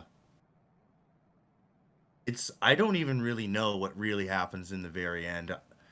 I'm pretty sure that everything is all just doomed. I called it a harrowing tragedy of poultry and vice. It may be like a comedy, but I have noticed that even especially in my next book, which and a lot of people say this and it doesn't really matter, but a writer will always get better, especially if they care about their craft. And playing with the idea of fate and and playing with my voice, I've you come a long way between books, and yeah, I mean, I'm glad for what I did. I'm proud of it. But it's not exactly. I thought I was good, but it's even on to my standard. It's the pacing is strange because of that weird demarcation halfway through, and because you don't Yeah. really get nothing is resolved, and Mhm. not because nothing is resolved, everything devolves into chaos, and it becomes apparent that it's like a tragedy, and that was sort of something that I guess I had to admit that was sort of beyond my control, like as I went into it, Yeah. No. and now I'm really what my real strength as a writer is, and I know this is actually um buttoning things up in kind of like a Larry David way, maybe something smarter, like where you're answering all the questions and all of the things are actually just a funny joke in the end, and you can use fate to play with a lot of that. And there was a lot of Chicken World that I really just wanted to torture my character with this weird legalese thing, and I think I was probably just flexing too much, really. So Yeah. is there no Um. sequel on the horizon? No, there's definitely never a sequel. Never. I'm pretty sure that it all goes to shit. At the very end, like tongue in cheek, I have him send his money into crypto, and then there's maybe an idea that he is like gets away from his family or kills the chicken. But I don't want to explore it because it's supposed to be a cliffhanger that lasts forever. And you can play more in a universe than you can with certain characters. I believe that I killed his boss, Mr. Braxma, in that F. book. Rip. I Rip believe I murdered Braxma. him. Yeah, Yeah, but they were Braxma's still dead. like unsure of like where his body was and what to do about that. And then what really happens is the cop, that woman cop, forget her name, she goes into the chicken world because Tiffany, the little daughter, leads the cop into the chicken world. And so that's what is supposed to happen. And then hell is supposed to break loose after that. And I don't expect things to go well for Christopher Hawley. And probably what might be funny is like if maybe putting Tiffany as like some kind of like maybe putting Tiffany in some kind of like VR like badass situation. But I don't know. That's not so fun to me. Exploring my own universe. That's just me kind of masturbating a bit. I'm I can do more fun things, and yeah, I mean like I'm proud of what I did, but No, I it is think you. sort of amateur. It's amateur in its own way. You got to admit that at some point. I think yeah. No, you should be proud, but like and like I what you pointed out was something that I think I had an issue with, and again, just for disclaimer, rereading my books, I reread Hate Spree 1. I was like, bro, this is bad. It's like a 3 out of 5. Some of this shit is really cringe, dude. And even like Hate Spree 2, I'm like, I'm giving this a 4. You know. So Jesus. there's some cringe stuff. Yeah, I don't know. I'm tough, but like reading Chicken World, at least for me, I think the problem was the demarcation point of the half, I think, was a bit too much. I think if you wanted to make the Chicken World, I think like more of the story should have taken place in the chicken world to have the world. But I do understand like maybe you might not have had enough material. And personally for me, I actually enjoyed the legalese stuff more. I thought like the mystery was interesting, and then when it kind of just demarcated into the chicken world for like the last half, I was like, oh man, I want to get back to the other interesting like conspiratorial stuff, but like we have a bunch of penguins now. You are fucking G. You're a G, by the way, man. That's really funny. Like I really appreciate any of that shit. It's just an honor for anyone to even have read it and to even have thought about it. And like you can bust my ass about it, bro. It doesn't bug me at all. That because of that, it'll sort of always be like it'll have that sort of like let's say like pacing affliction, which is sort of Yeah. strange. Books and stories don't really work often in that way, and because of that, it doesn't really work. I think I tie it up, but by the end, like you said, there may be an anxiousness to get to know more about the legalese. But when I wrote it, Zulu Elitspo was like, he spoke about it, and I think he also sort of admitted the same sort of frustration that just sort of things were getting interesting in like a sitcom-y way. I split the realm, right? Yeah. And so I definitely have to acknowledge that. Yep. That's a bit of a pacing problem, and I guess one of the reasons why that happens is when you outlining is so important, right? I'm a strong outliner, and I outlined the book, but I didn't take I didn't take care enough when I was writing initial chapters, and I just spread my legs a little too far in the initial story writing. And I rushed into Chicken World, and then like I'm now in a room with a bunch of penguins. What the fuck is like? What the fuck is this shit? What's going on? And it's kind of just stupid. And the whole thing really about it is that it was really way more stupid than I ended up ever expecting, because Chicken World is just this dumb thing to be, and I'm like way more at least pseudo intellectual than that, right? Like I'm way smarter than that. I have an IQ of 190 or whatever. I'm kidding. I can. So 270. yeah, like it's a bit silly, and I never actually meant for that to be the case, but hopefully, yeah, I mean, people that read it will hopefully feel the prose. I think it's just in the prose. If you appreciate the prose, then you might appreciate the story, because that's sort of the case for me, right? It's all down to the prose, and for me, it is just a sort of an exercise in my prose, and yeah, there's not much really. It's not that deep, I'm afraid, Well, there was this interesting point that I thought was quite interesting. I don't know if this is true necessarily, but like there's sort of like a trans allegory, not really. I mean, possibly. I Dude, don't know, I was but gonna like, bring that up. yeah, because I was like, Is Chicken yeah, World tranny coded? a tranny going, oh yeah, that's hilarious. So, right, yeah, yeah, so definitely there's something to say about the like avatar, right? Uh, it's tranny goated. No, so like when you there's definitely a body horror, and so I think it's more body horror. Um, Body horror for me definitely will represent something like that, but like disembodied, like I really wanted the reader to get a kick out of the old man Braxma becoming a woman, and him kind of getting addicted to like being a or like trying to be a hot chick. He ended up being the businessman or whatever, but he was trying. The joke was he went back into the chicken world because he wanted to simulate the this lifeguard avatar. And so that was okay. and you know what? It would have been way funnier if I spoon fed that, but I tried to be as tongue in cheek as possible, that he was enamored with being the lifeguard, and he went back in and ended up as the I think he was the businessman. I Yeah, forget. because Yeah. they had to like fix the mod for like future clients or whatever, that if when they just plugged in they would automatically have businessman avatars. So he fixed it in time.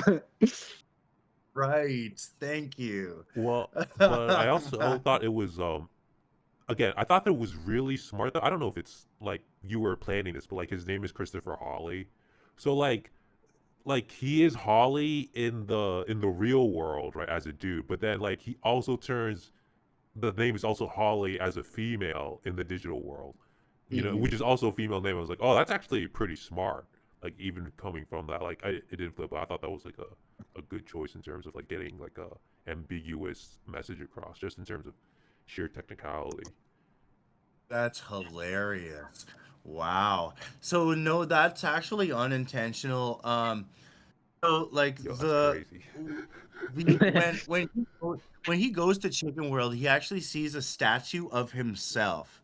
And I Mhm. think in the novel, I think that he says that it's familiar or something, but he finds a statue of himself, and he is wearing the lifeguard avatar. So he looks like a bikini clad. He's supposed to look like a blonde bikini clad white chick, and so they're like, he's like, I'm Christopher Hawley, and they're like, wow, why is the Hawley doing this? There's some element that the chicken world that he did create it, and they do know about him, and that there's this sort of like intrinsic lore that was sort of just playful enough that I couldn't have nothing. That will never be explained, of course. The real thing, the real juice was supposed to be the bad guy. The real So he buys the chickens, and then the one slips into the world. The daughter names them Chunky and Monkey, and so Mhm. and once we finally meet the chicken, he's supposed to be like this extremely like overpowered realm destroyer, and uh, and that's the joke. What Why did the chicken cross the road? Oh, Okay. To I become to I become the think universe destroyer, yeah. yeah, to literally destroy the universe. Yeah, exactly. um, I think it works because yeah, he's when he first gets to like the log cabins, they don't believe he is who he says he is, so it kind of works that he's like, not, he like sounds like the guy, but it's coming through a different physicality. um yeah, so they don't trust him at first. That kind of work, and then like you said, it's like punctuated jokes, but slightly like a almost like a body horror element. The way you casually say things like his swimsuit straps, like he's doing something, and then you say like his like feminine thing, and you as a reader go, oh yeah, that's right. He's like he's a fucking girl right now, and you could tell that you writing it paid very careful attention to like to not like fuck up those things. Yeah, it's definitely more supposed to be more like body horror than tranny build. But the thing about being tranny is that it's body horror. Like being a tranny Right. is body horror, Yeah, that's right? So like true. Yeah.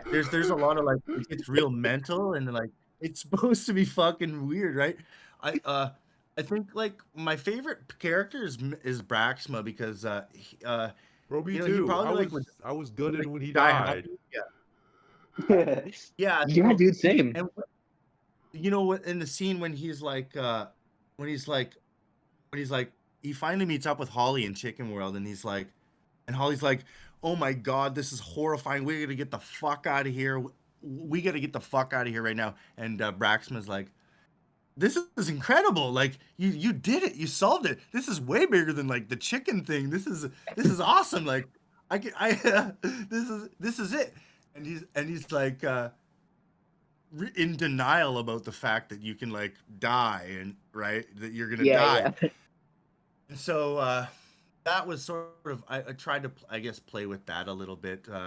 Wait, You know, because I thought it was written so that when you looked back, because you learn out later that he has a brain tumor, that it's sort of like this moment where like he'd rather live in a virtual world than be in real life where he's gonna die from a brain tumor. So that was also unintentional. boom. Nope, that was there. Oh, okay, That's okay. there. It's supposed to be. It's also supposed to be the cliffhanger, right? There's a lot of like when you don't answer those questions, didn't answer that on purpose, right? You're right. So because of the brain tumor, he you're right. He goes in and he doesn't matter. And even if he doesn't get killed or swallowed up by like his soul isn't swallowed up by the chicken or something, he's a goner anyway, right? So it sort of actually is supposed to explain a lot of his motivation, which is what you touched on, right? Yeah. Okay. Yeah. No, yeah. No, that was good. That was good. I thought that was well written. Yeah, that's incredible. That's cool that you picked it up. It's interesting tying these things back together. I mean, it's about 30,500 words, right? So, like, I appreciate that. That's pretty cool of you to pick that up. Was there some kind of running theme about kind of like the sort of contrast between magic and science, or like, uh just because it seemed like there were like some interesting parallels where people would respond to something that was like technological, but they just like counted it off as as wizardry. Right. I'm not trying to invent a world where like it was magical realism where that was normalized, but there's a bit of wizardry to the technology that he's working in. And so there is an unspoken sort of magic that Ray Taylor, I guess, Ray is in light, like she may have she may have she may have like she's obviously able to predict the future. So we've got something like technology sort of coming in, intersecting with like a fate mechanism, which of Hmm. course is just purely the plot, and it's just always in the service of like a joke or the punchline to some joke, right? Um, it's just supposed to make it interesting, trying to intersect those two sort of things. I wanted my character to fall like and really like go from 13 and a half, fuck, all the way to nothing. And so, yeah, Yeah, I just wanted to say I thought it was actually like very kind of ingenious and very creative, the the sort of parallel of him doing this, he's like moving his hands around the way that you would like interact with like a touch screen or something like that. And it has like the same sort of mimicking motions of someone casting a spell. yeah, Yeah, interesting, I totally. just thought that was very creative and just like and so fitting for the story. Yeah. Yeah, And, and I also think that I think all of your implementation of technology much was actually really good. Like when you did the exploit to like the patch, and then you would be like dot dash 3 4 whatever. It felt, maybe I'm wrong because I'm a luddite, but it felt extremely real. Like I think Hmm. when you read Hate Spree that I'm not a coder because like all of the coding shit is like it's so surface level, whereas in your book it's like much more concrete and it feels like a real actual commands and executions, stuff like that. Hmm. yeah, right. Just getting, I guess, the research down or whatever. But research can be like that. I mean, it can be as deep as maybe you want. Some people praise McCarthy because he's got like his research is just on point, and some people will read McCarthy and they won't even notice, right? It's all about sort of the world building that you're, I guess, willing to do. And I mean, that's just my background, so it was sort of easier for me. And I think, like I said, I was trying to just explore how I there was a lot of chicken world. There's a lot of shoehorning, right? Like I really wanted to shoehorn in this like log cabins thing, and it was really concept, and it's kind of conceptual instead of, and I don't know if they get translated, and the whole chicken world thing may not have translated, and um It may, yeah. So, I'm not sure if it translated exactly the way I wanted because I'm not even sure if it's really that easy to understand, to be honest. It might just hit people right away. You guys actually seem to have a pretty good grasp of it. I'm pretty impressed by that. Yeah, I I'm liked it. I'm I gonna say I'm retarded because you had to explain to me in the beginning that blue green was blue the sky and the green is the ground. I was like blue green. What the fuck does this mean? Oh yeah, no, I mean, yeah, I thought that part was pretty crazy that they just lock in and it's just these two giant like planes of color all of a sudden. Um, Yeah. No, but you were That's talking funny. about how You guys. smart we were, Jesse. I'm clearly the smartest one here. That's the lesson, okay? um, no, I wanted to say, I actually got quite a kick out of some of your fantasy descriptions, like just the strange imagery of like glass fractals in the sky, and just like cascading milk, and this earth bowl, and like all these like very kind of borderline psychedelic but very like colorful and playful fantasy like descriptions. Was that just something that was kind of eating at you, like you just felt like you needed to kind of burst out some of that descriptions? You wanted like a nice fantasy setting to expulse like some of that shit. uh you know do you have like more fantasy stories in you, or was that just like this this one isolated sort of thing? No, yeah, I was definitely isolated. I think there's actually oftentimes a problem when I see it a lot when some writers they get so specific in idea, almost too specific. And if they're and they and in order to really convey their specific idea, they end up info dumping in really uncomfortable ways or something. And so I did have a vision and I tried to describe it, and it was intentional, but um yeah, you can go too far with that kind of thing, and I tried to make a world that was like at least livable for the whatever, like 15,000 pages that we were there. uh it's tough to do that when you don't have a vision, and it's tough to balance that. I almost never really describe my characters. I don't really I spend a lot of time describing architecture and like setting, and uh I try to let the, I guess, reader build the character itself. Uh so yeah, No, I mean, I pick my words as carefully as I can because obsessed with prose. Um that being said, I don't know what really where I landed. I I guess it's tough for me to tell, but I am as hard as I can be on myself when it comes to that kind of thing, and describing the world is a bit of me, I guess, flexing and trying to see what I can do to realize this vision of this realm in my head without going too far.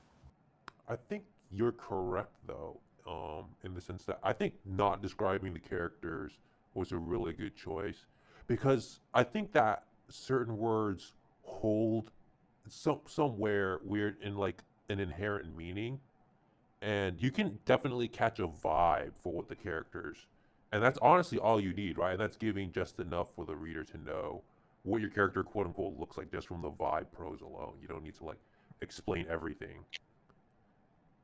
Yeah, yeah, like, you know what? Would be really fun for me? Like, okay, you know what, if I was to do, if I was to go in universe, like, do you remember the character Dandy?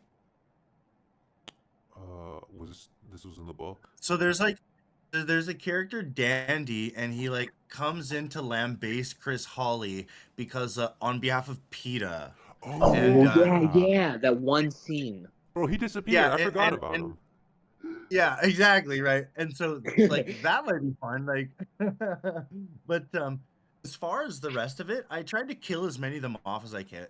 You got to kill your darlings, and like, I'm happy. I'm happy to move on, really from it in a good way. It's nice for me to put a bow on things. Like I said, after I lost the book online, I wasn't able to go back and fix anything about it. I actually lost the cover. So I had to redesign the cover, and then I ended up releasing the second edition, which Zulu Lispa called the Goyslop edition, pretty sure. And so, and I finally did sort of end up recovering the first one just by using the tools I had, and then slowly editing it to the point that it's at now. And yeah, now it's just so finally finished that I get to talk about it with you guys, and that'll hopefully be it. It's the crown. I'd like to really like. It'd be nice to. It's nice to like hear you guys talk about it. It's really an honor that you even read it. To be fucking honest, just out of my Yeah, world, dude. man. No, you're a And fucking. don't tell me you read. read Mantelpiece. Do not tell me you read Mantelpiece too. I didn't have Okay, time. so Go do it, Jesse. I started. I was gonna try and finish it. that oh my god, the way that started, it almost sounds like I hated it so much. I stopped. I only got a couple pages in, and then I was like, oh, I should probably prioritize Chicken World. But so I would like to go back and finish it, but yeah, I do think it's funny that you immediately go, I disavow, as you said the PDF. Yeah, you don't want. It's an exercise, right? It's an exercise, You said and it's practice another mode. one. Yeah, you gotta. There's a story. I want to get it out so bad. It's a bit of a masturbation. It's not fully cooked. You really like. You want to be a writer. You want to like. You want to drop something that changes the world. You gotta like. You gotta like talk about things. You gotta have themes. There's gotta be, even if it's a short book, some degree of depth and reflection and meta commentary. And I really wanted to I just wanted to pit like a handful of characters in a violent battle royale, like in a city. As I just It was a full um plot mechanical machine. I wanted to build a machine with plot mechanics. This character builds a trap, then this character falls in the trap, and then this character kills this one, and then like, and then at the end, it's like an exploding head or something, whatever. Boom.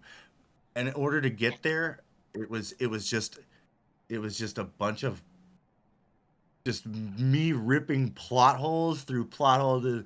None of it makes fucking sense. None of it fucking stands up.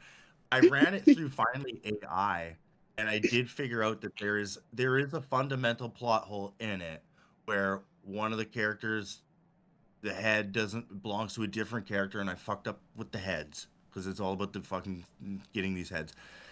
So, there's something to be said about. I took it offline. There's something to be said about like practice mode, and um, yeah, I don't even really know. There's the thing about KDP is when you publish something, you can't unpublish it. I mean, you can unpublish it, you can, but you can never like get rid of it ever. It's got a book number. It's got a book number. Yeah. So, and if as long as I stand by my KDP account, it'll always show up like under my name or whatever. So, I don't mind that at all. It's funny. It'll be always a bit of a relic. Maybe I'll go back and fix it actually. And it's sort of the world in my head. I don't know if I bet we all have this. You guys are writers, so you probably do. But like when you're laying in bed and you're like world building your own fucking universe that no one even knows about. And that's kind of what it is for me playing with the characters that are in that book. And maybe a bit too personal. I let my like I let my like my inner thing out, and it was a lot of fun. It's still a lot of fun for me to read. I have about the only copy that's left. My dad has a copy.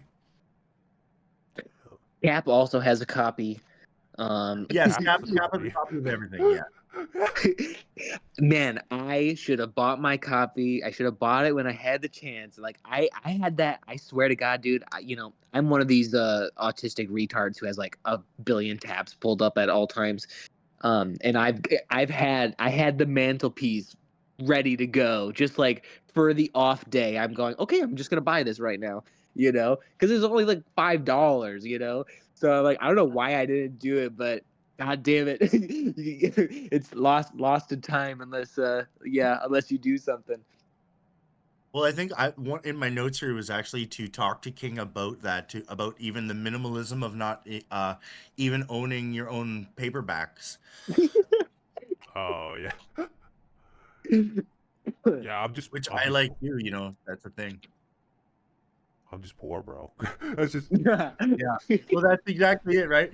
And it's funny because the only thing that I really do have are the books, and not even my books. I don't there's a lot of my books so I collect my friends' books, and Cap, I really admire Cap a lot because his collection. He's got the Dream collection, and he Yes. reads them all. I've read books that are sent to me, but I read books multiple times, and when I do a review, I'll have read the book at least twice or three times Oh wow. to get really all my way into it. And so yeah, I mean, like they're the only thing that really is important to me is these damn books anymore, And there's lots more coming. Like I said, there's lots of lots of books still on the way. I still get books in the mail. Yeah, I love the James Craig review, so I'm definitely looking forward to more of those videos. Oh yeah, that's right. And Cringe knows James Craig too, don't you, buddy? yeah, we're best Personally. friends. Best buds. They So this started is a pod together. there was one of the things I remember. So that Oh, you guys started a pod together? No, that's just a joke. Oh, fucking hilarious! Yeah. And then Craig. It went his own way. He's definitely a solo rider. But X guy was talking about hyperlit. I could tell that the X guy does a lot of research and stuff on the internet. Is good at researching things. Hyperlit is interesting because there are a bunch of titles in hyperlit that are actually all just me. And there's like this whole weird part where like hyperlit was this kind of niche thing that maybe there's a few threads about it on the internet, and I like kind of usurped it, and then I ended up writing a bunch of these pseudo philosophical texts that pretty much he was saying he doesn't know if they're real or anything, but if he's out there listening, all of those guys are actually me. That was pretty much how I learned how to use KDP. I figured out KDP by releasing a bunch of these weird fucking like books, and then I realized, oh, okay, it's like this. Oh, and then I learned and taught myself that by releasing these experimental philosophy books. That's, I guess, what hyperlit ended up being. Yeah, that's a bit of side trivia. Well, Yeah. that's interesting. Didn't know that. Wow, what a ride. Let's see what else. I So would just you I would sorry, just go I ahead, was Shane. yeah, I was gonna say, like, I was thinking about the minimalist thing, and I'm like, I think like the book has to kind of matter to me. Like, cause I know, Jesse, you sent me the signed copy, but Hmm. like, again, like Nice. I have like a very utilitarian view of art where I'm really the guy that's like, I will buy the basic package almost every single time. Like, if I can use it, like, I'm good. Like, the people who annoy me the most in the world are like, and maybe I don't know, where they're like, oh, I can't watch this because it's not like 70p, like 60 FPS, and I'm just like, bro, like how? Like, does everything need to be perfect? So like, I don't need the paperback. I don't need. Can I read the book? Can I understand it? Like, that's good enough for me. So that's Yeah. why where I stand on everything's like a utilitarian kind of. Because money's hard to come by, bro. It really is. At least where I am right now, I'm not swimming in.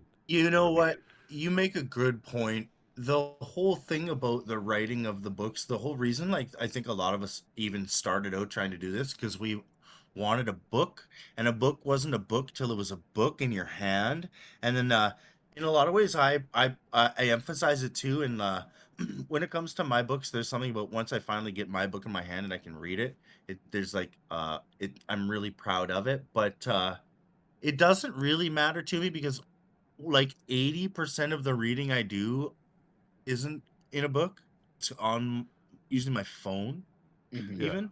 And like a lot of times what I do now is I read along, like I got a program that will read soap scum to me while I read it. So I read through it while it's reading aloud to me. And then like Oh, that's I'll go to hilarious. bed and then I'll go to bed and then I'll have my light on at bed and then I'll reread that to myself. And so I usually end up reading things a few times just because I've got a few ways of like trying to get it in. But that's when I'm doing work, when I've got like a digital document that I'm like gonna try and study for something.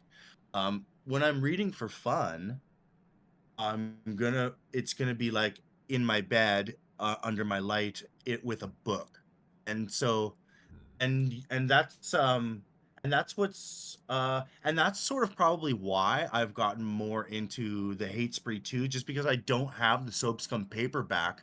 And there's something about just my mode. Once I do that, it's just better for me. But no, being a snob, really, I said I was a paperback snob, but that's just a bit of a joke. Like, in no ways am a snob in any way. Like, I'm a total fucking bum. Oh no, and I wanted to talk about you. Like, it's cool to have like be elitist about stuff, but sometimes like people get out of pocket when it comes to like how premium something needs to be before they can like use something. Yeah. Hmm. Yeah, and there's a lot of high horsing, of course, like, it's nice to see people like Cap, you've seen like photographs, I hope, of his collection, and yeah, it's aspiring. I Well, have that's things that yeah. I'm really bad at keeping things. MNMDR, like I said, when MNMDR shipped me that, I got like a letter and like a hand drawn, um, like illustration and some like there's a bunch of like keep things that a guy would want to keep. And actually, I lost his book for. I recovered it this year. Actually, I had lost it for about 2 years. It was on the farm, or maybe about a year. It was gone, and I didn't know if I was gonna get it back.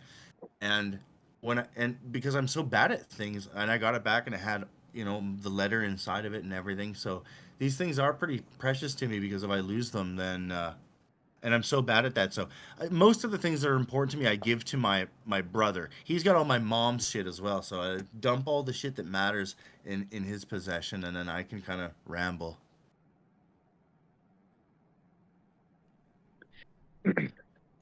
I so wait, okay, so you did you publish in Providence?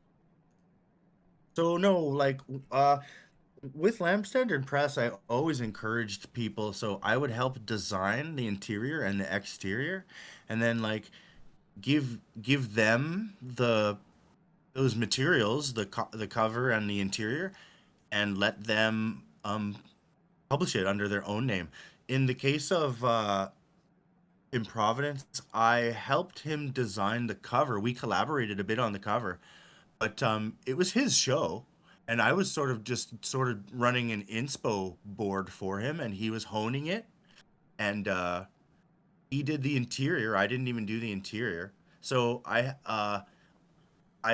he was just happy to say that it was a Lamp Standard collab. That was like David Herod was just being my big homie on that. I always encouraged people to release their own stuff under their own name.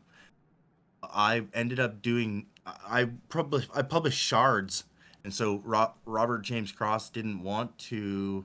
He wasn't interested in publishing under his own KDP. He didn't want to bother with it.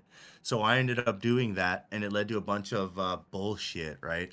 If you're not ready to get into that kind of bullshit with someone, it sucks, because I wasn't necessarily being responsible, and he wanted to know where things were at, and like, so when you're doing that, there's a lot of potential for like collaborative projects, but I always encourage people to like post it themselves and publish it themselves so that they get paid themselves so that there's no chain of you know, finance. Bro, And if there is a chain of finance, then now we're a business, and like, I don't know, we're gonna have to do it properly. It should be done properly. Like, and my strong suit isn't exactly business. I'm more of a creative. I'm an entrepreneur, but you need a good team, and you always need a good finance guy. And I'm not the finance guy. So yeah. yeah, That's something that you me gotta and do it Jesse right. talked about, where we were like, I think we talked about this, like if we ever set up a Patreon or something, like, and if it came into like my account, I'm like, I'm gonna have to keep tabs on every single dollar amount that comes in, and then like Right. split it. Like, bro, that would be hell. There's And no figuring out the way. taxes and shit, and Oh my Sucks. goodness. yeah, it'd be a And nightmare. yeah, and so like with that, and what happened was, he got pretty good numbers when we made shards, and I sort of ditched the scene, and he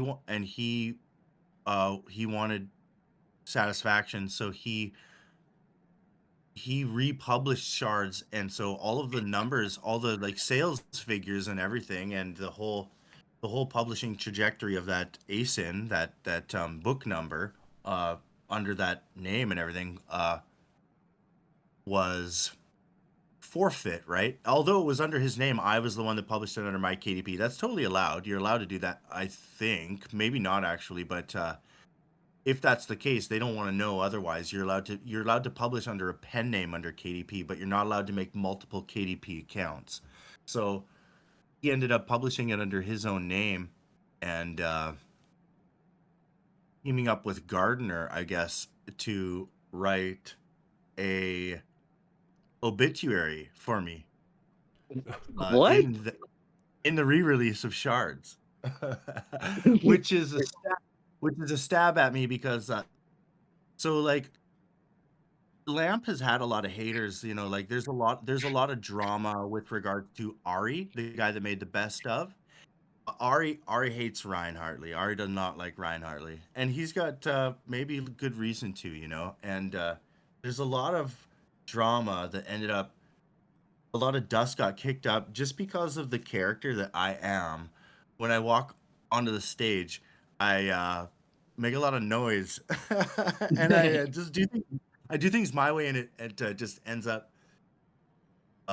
creating drama. And so Robert James Cross and I actually buried all of the hatchets, and we love each other a lot. He was never ill to me. He was always good to me. He just went his own way.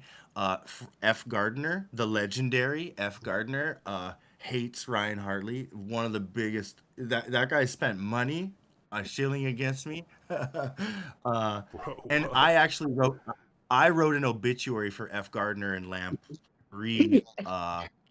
And so that's why they're trying to get back, or he was trying to get back at me through Robert James Cross. But everyone knows that Robert James Cross is a real writer and F. Gardner isn't. And Ryan Hartley is the fucking queen. So fuck them.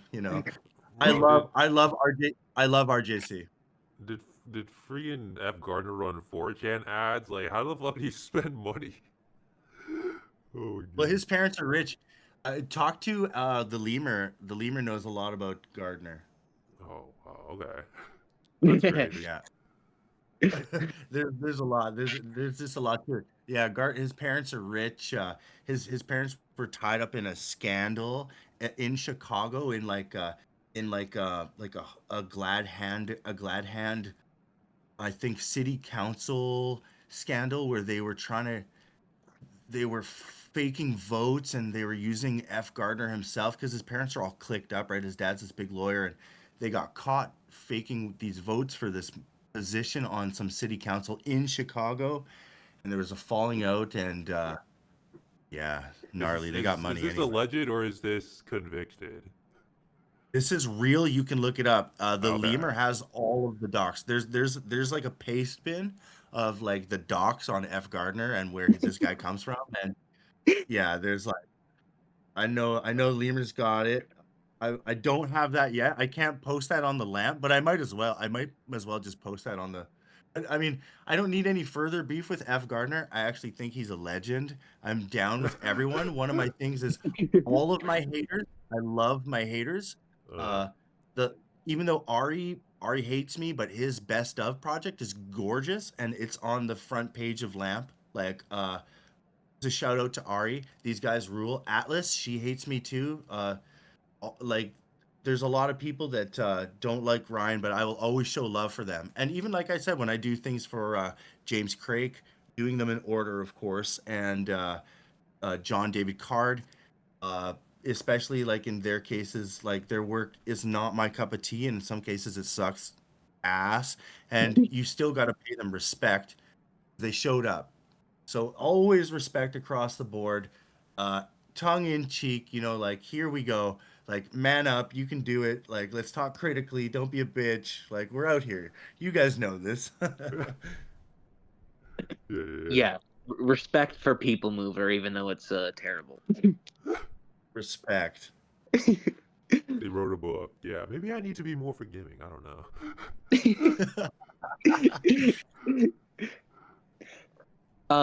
Are you working on some more book covers and stuff then?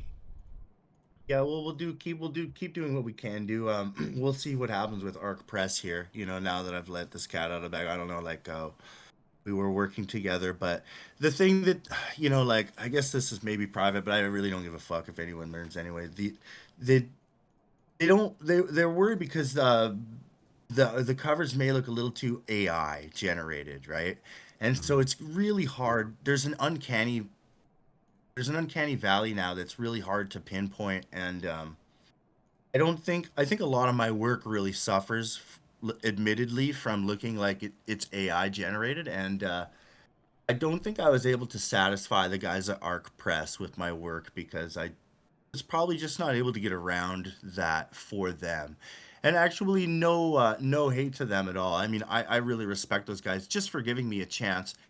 The thing about a lot of these design things is like you end up putting 25 hours into it for nothing, and that's okay. It is part of the gig, but at this point, with no payoff, I feel bad for them because they trying trying to, well, like I don't know, getting it all depends on what kind of design you want. Yeah. If you want something that doesn't look AI, you got to pay someone to hand draw it. And I'm not a hand drawn illustrator, but I got a lot of tricks up my sleeve. But and I can work real quick. I don't know, it just wasn't their cup of tea. What can I say? I mean, yeah, I don't know if you're out there, Tony. If you're out there, Tony, come on the podcast. Let's talk about it. Yeah, whoever Tony is. Oh, I don't know. No, their design is interesting because I think I like their There's a version of their Larry Correa book that has like black and red. It kind of looks like H3, not really, but like it's got like kind of a more modern typography that I think looks kind of cool. But a lot of their other stuff just has this kind of vintage feel. I don't know. Did you see their like collection for Conan? Yeah. Yeah, so I don't know. Maybe we could discuss this as like graphic designers, but I thought that cover like was not cool because it was like when I think of Conan, right? It's like blood and like viscera, all Right. this stuff. But like I'm looking at the cover, I'm like it's well made, like I get it, but I'm like, yeah, but this makes it look like some kind of soft girl like book collection. Like it didn't make sense to me what they were doing. Right. Yeah. Like I can't tell, like, and I can't tell if it's like how they got there. If it was like, because it looks almost like 3D. I don't know. Yeah. So I don't know. Aesthetic is a strange thing, and sometimes when there's too many cooks in the kitchen, it can get. This is, to be honest, this is the way it should be, and a lot of presses aren't gonna do this. A lot of presses are gonna want to separate the designer from the author.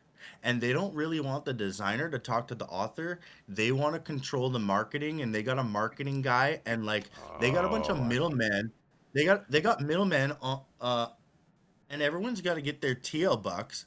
And so like I don't, so if there's like 3 cooks in the kitchen, and it's like this guy wants this guy wants this guy, that guy wants that. Okay, well, none of these guys are the author. I'm not saying that the marketers don't know what's best. Of course, there's a role that everyone plays, but there's something to be said about taste. And look, it's their show, and they do know what's best. But yeah, I mean, what like I do think their I don't covers are know. getting better because I saw their like even though I'm not a huge fan of the concept, like their American treasure hunters things, and they're like, oh, okay, that looks like a kid's book, and it does like fit the vibe. So I think they're getting better.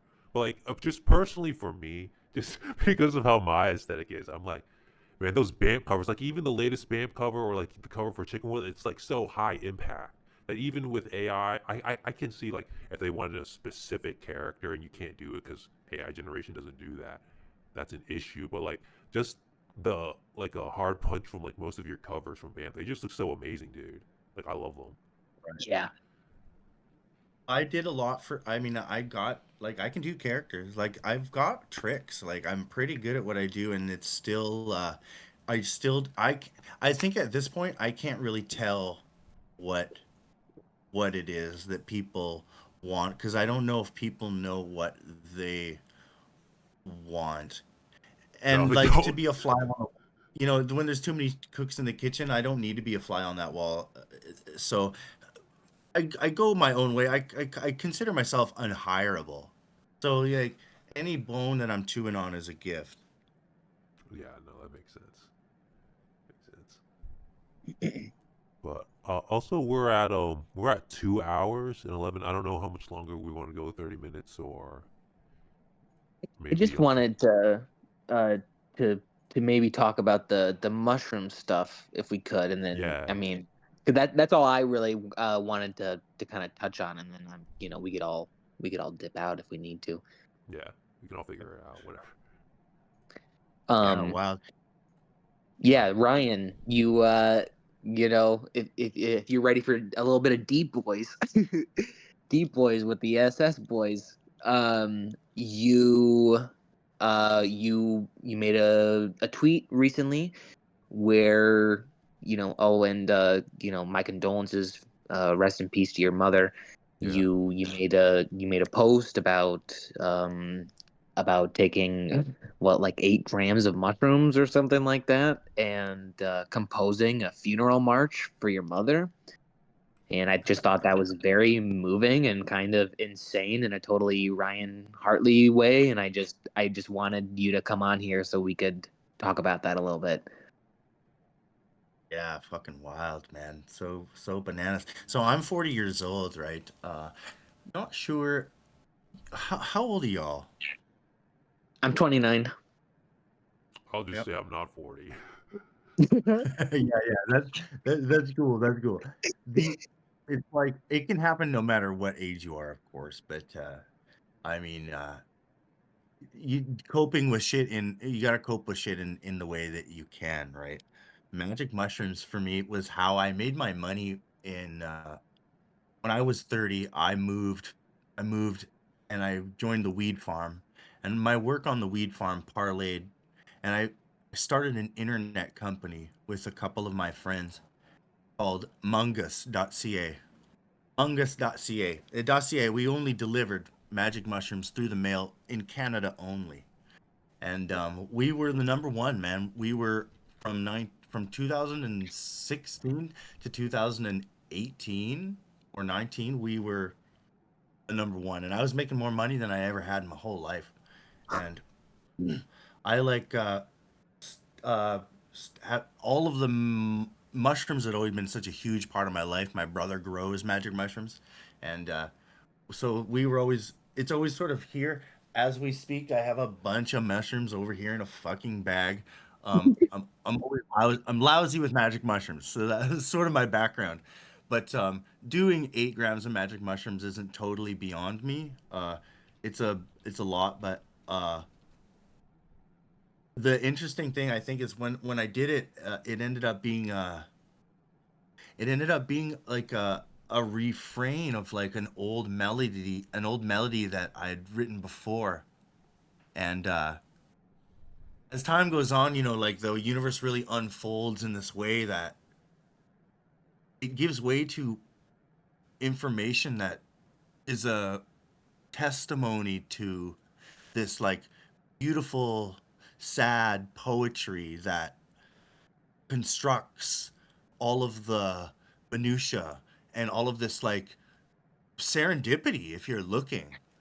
And uh finalizing something like that for me, like I'm a musician as well. I play piano, I used to anyway, and um getting it out is just a coping mechanism, and blasting like a jam full of fucking mushrooms is just a coping mechanism, and like posting about it on Twitter for like 3 likes and a repost is just a coping mechanism, and all of this like performance art is just a coping mechanism, and being in a cult and being a Nazi and like being a literary critic and being a whoever Ryan Hartley is trying to pretend to convince someone that he is or isn't is it's it's a fun game.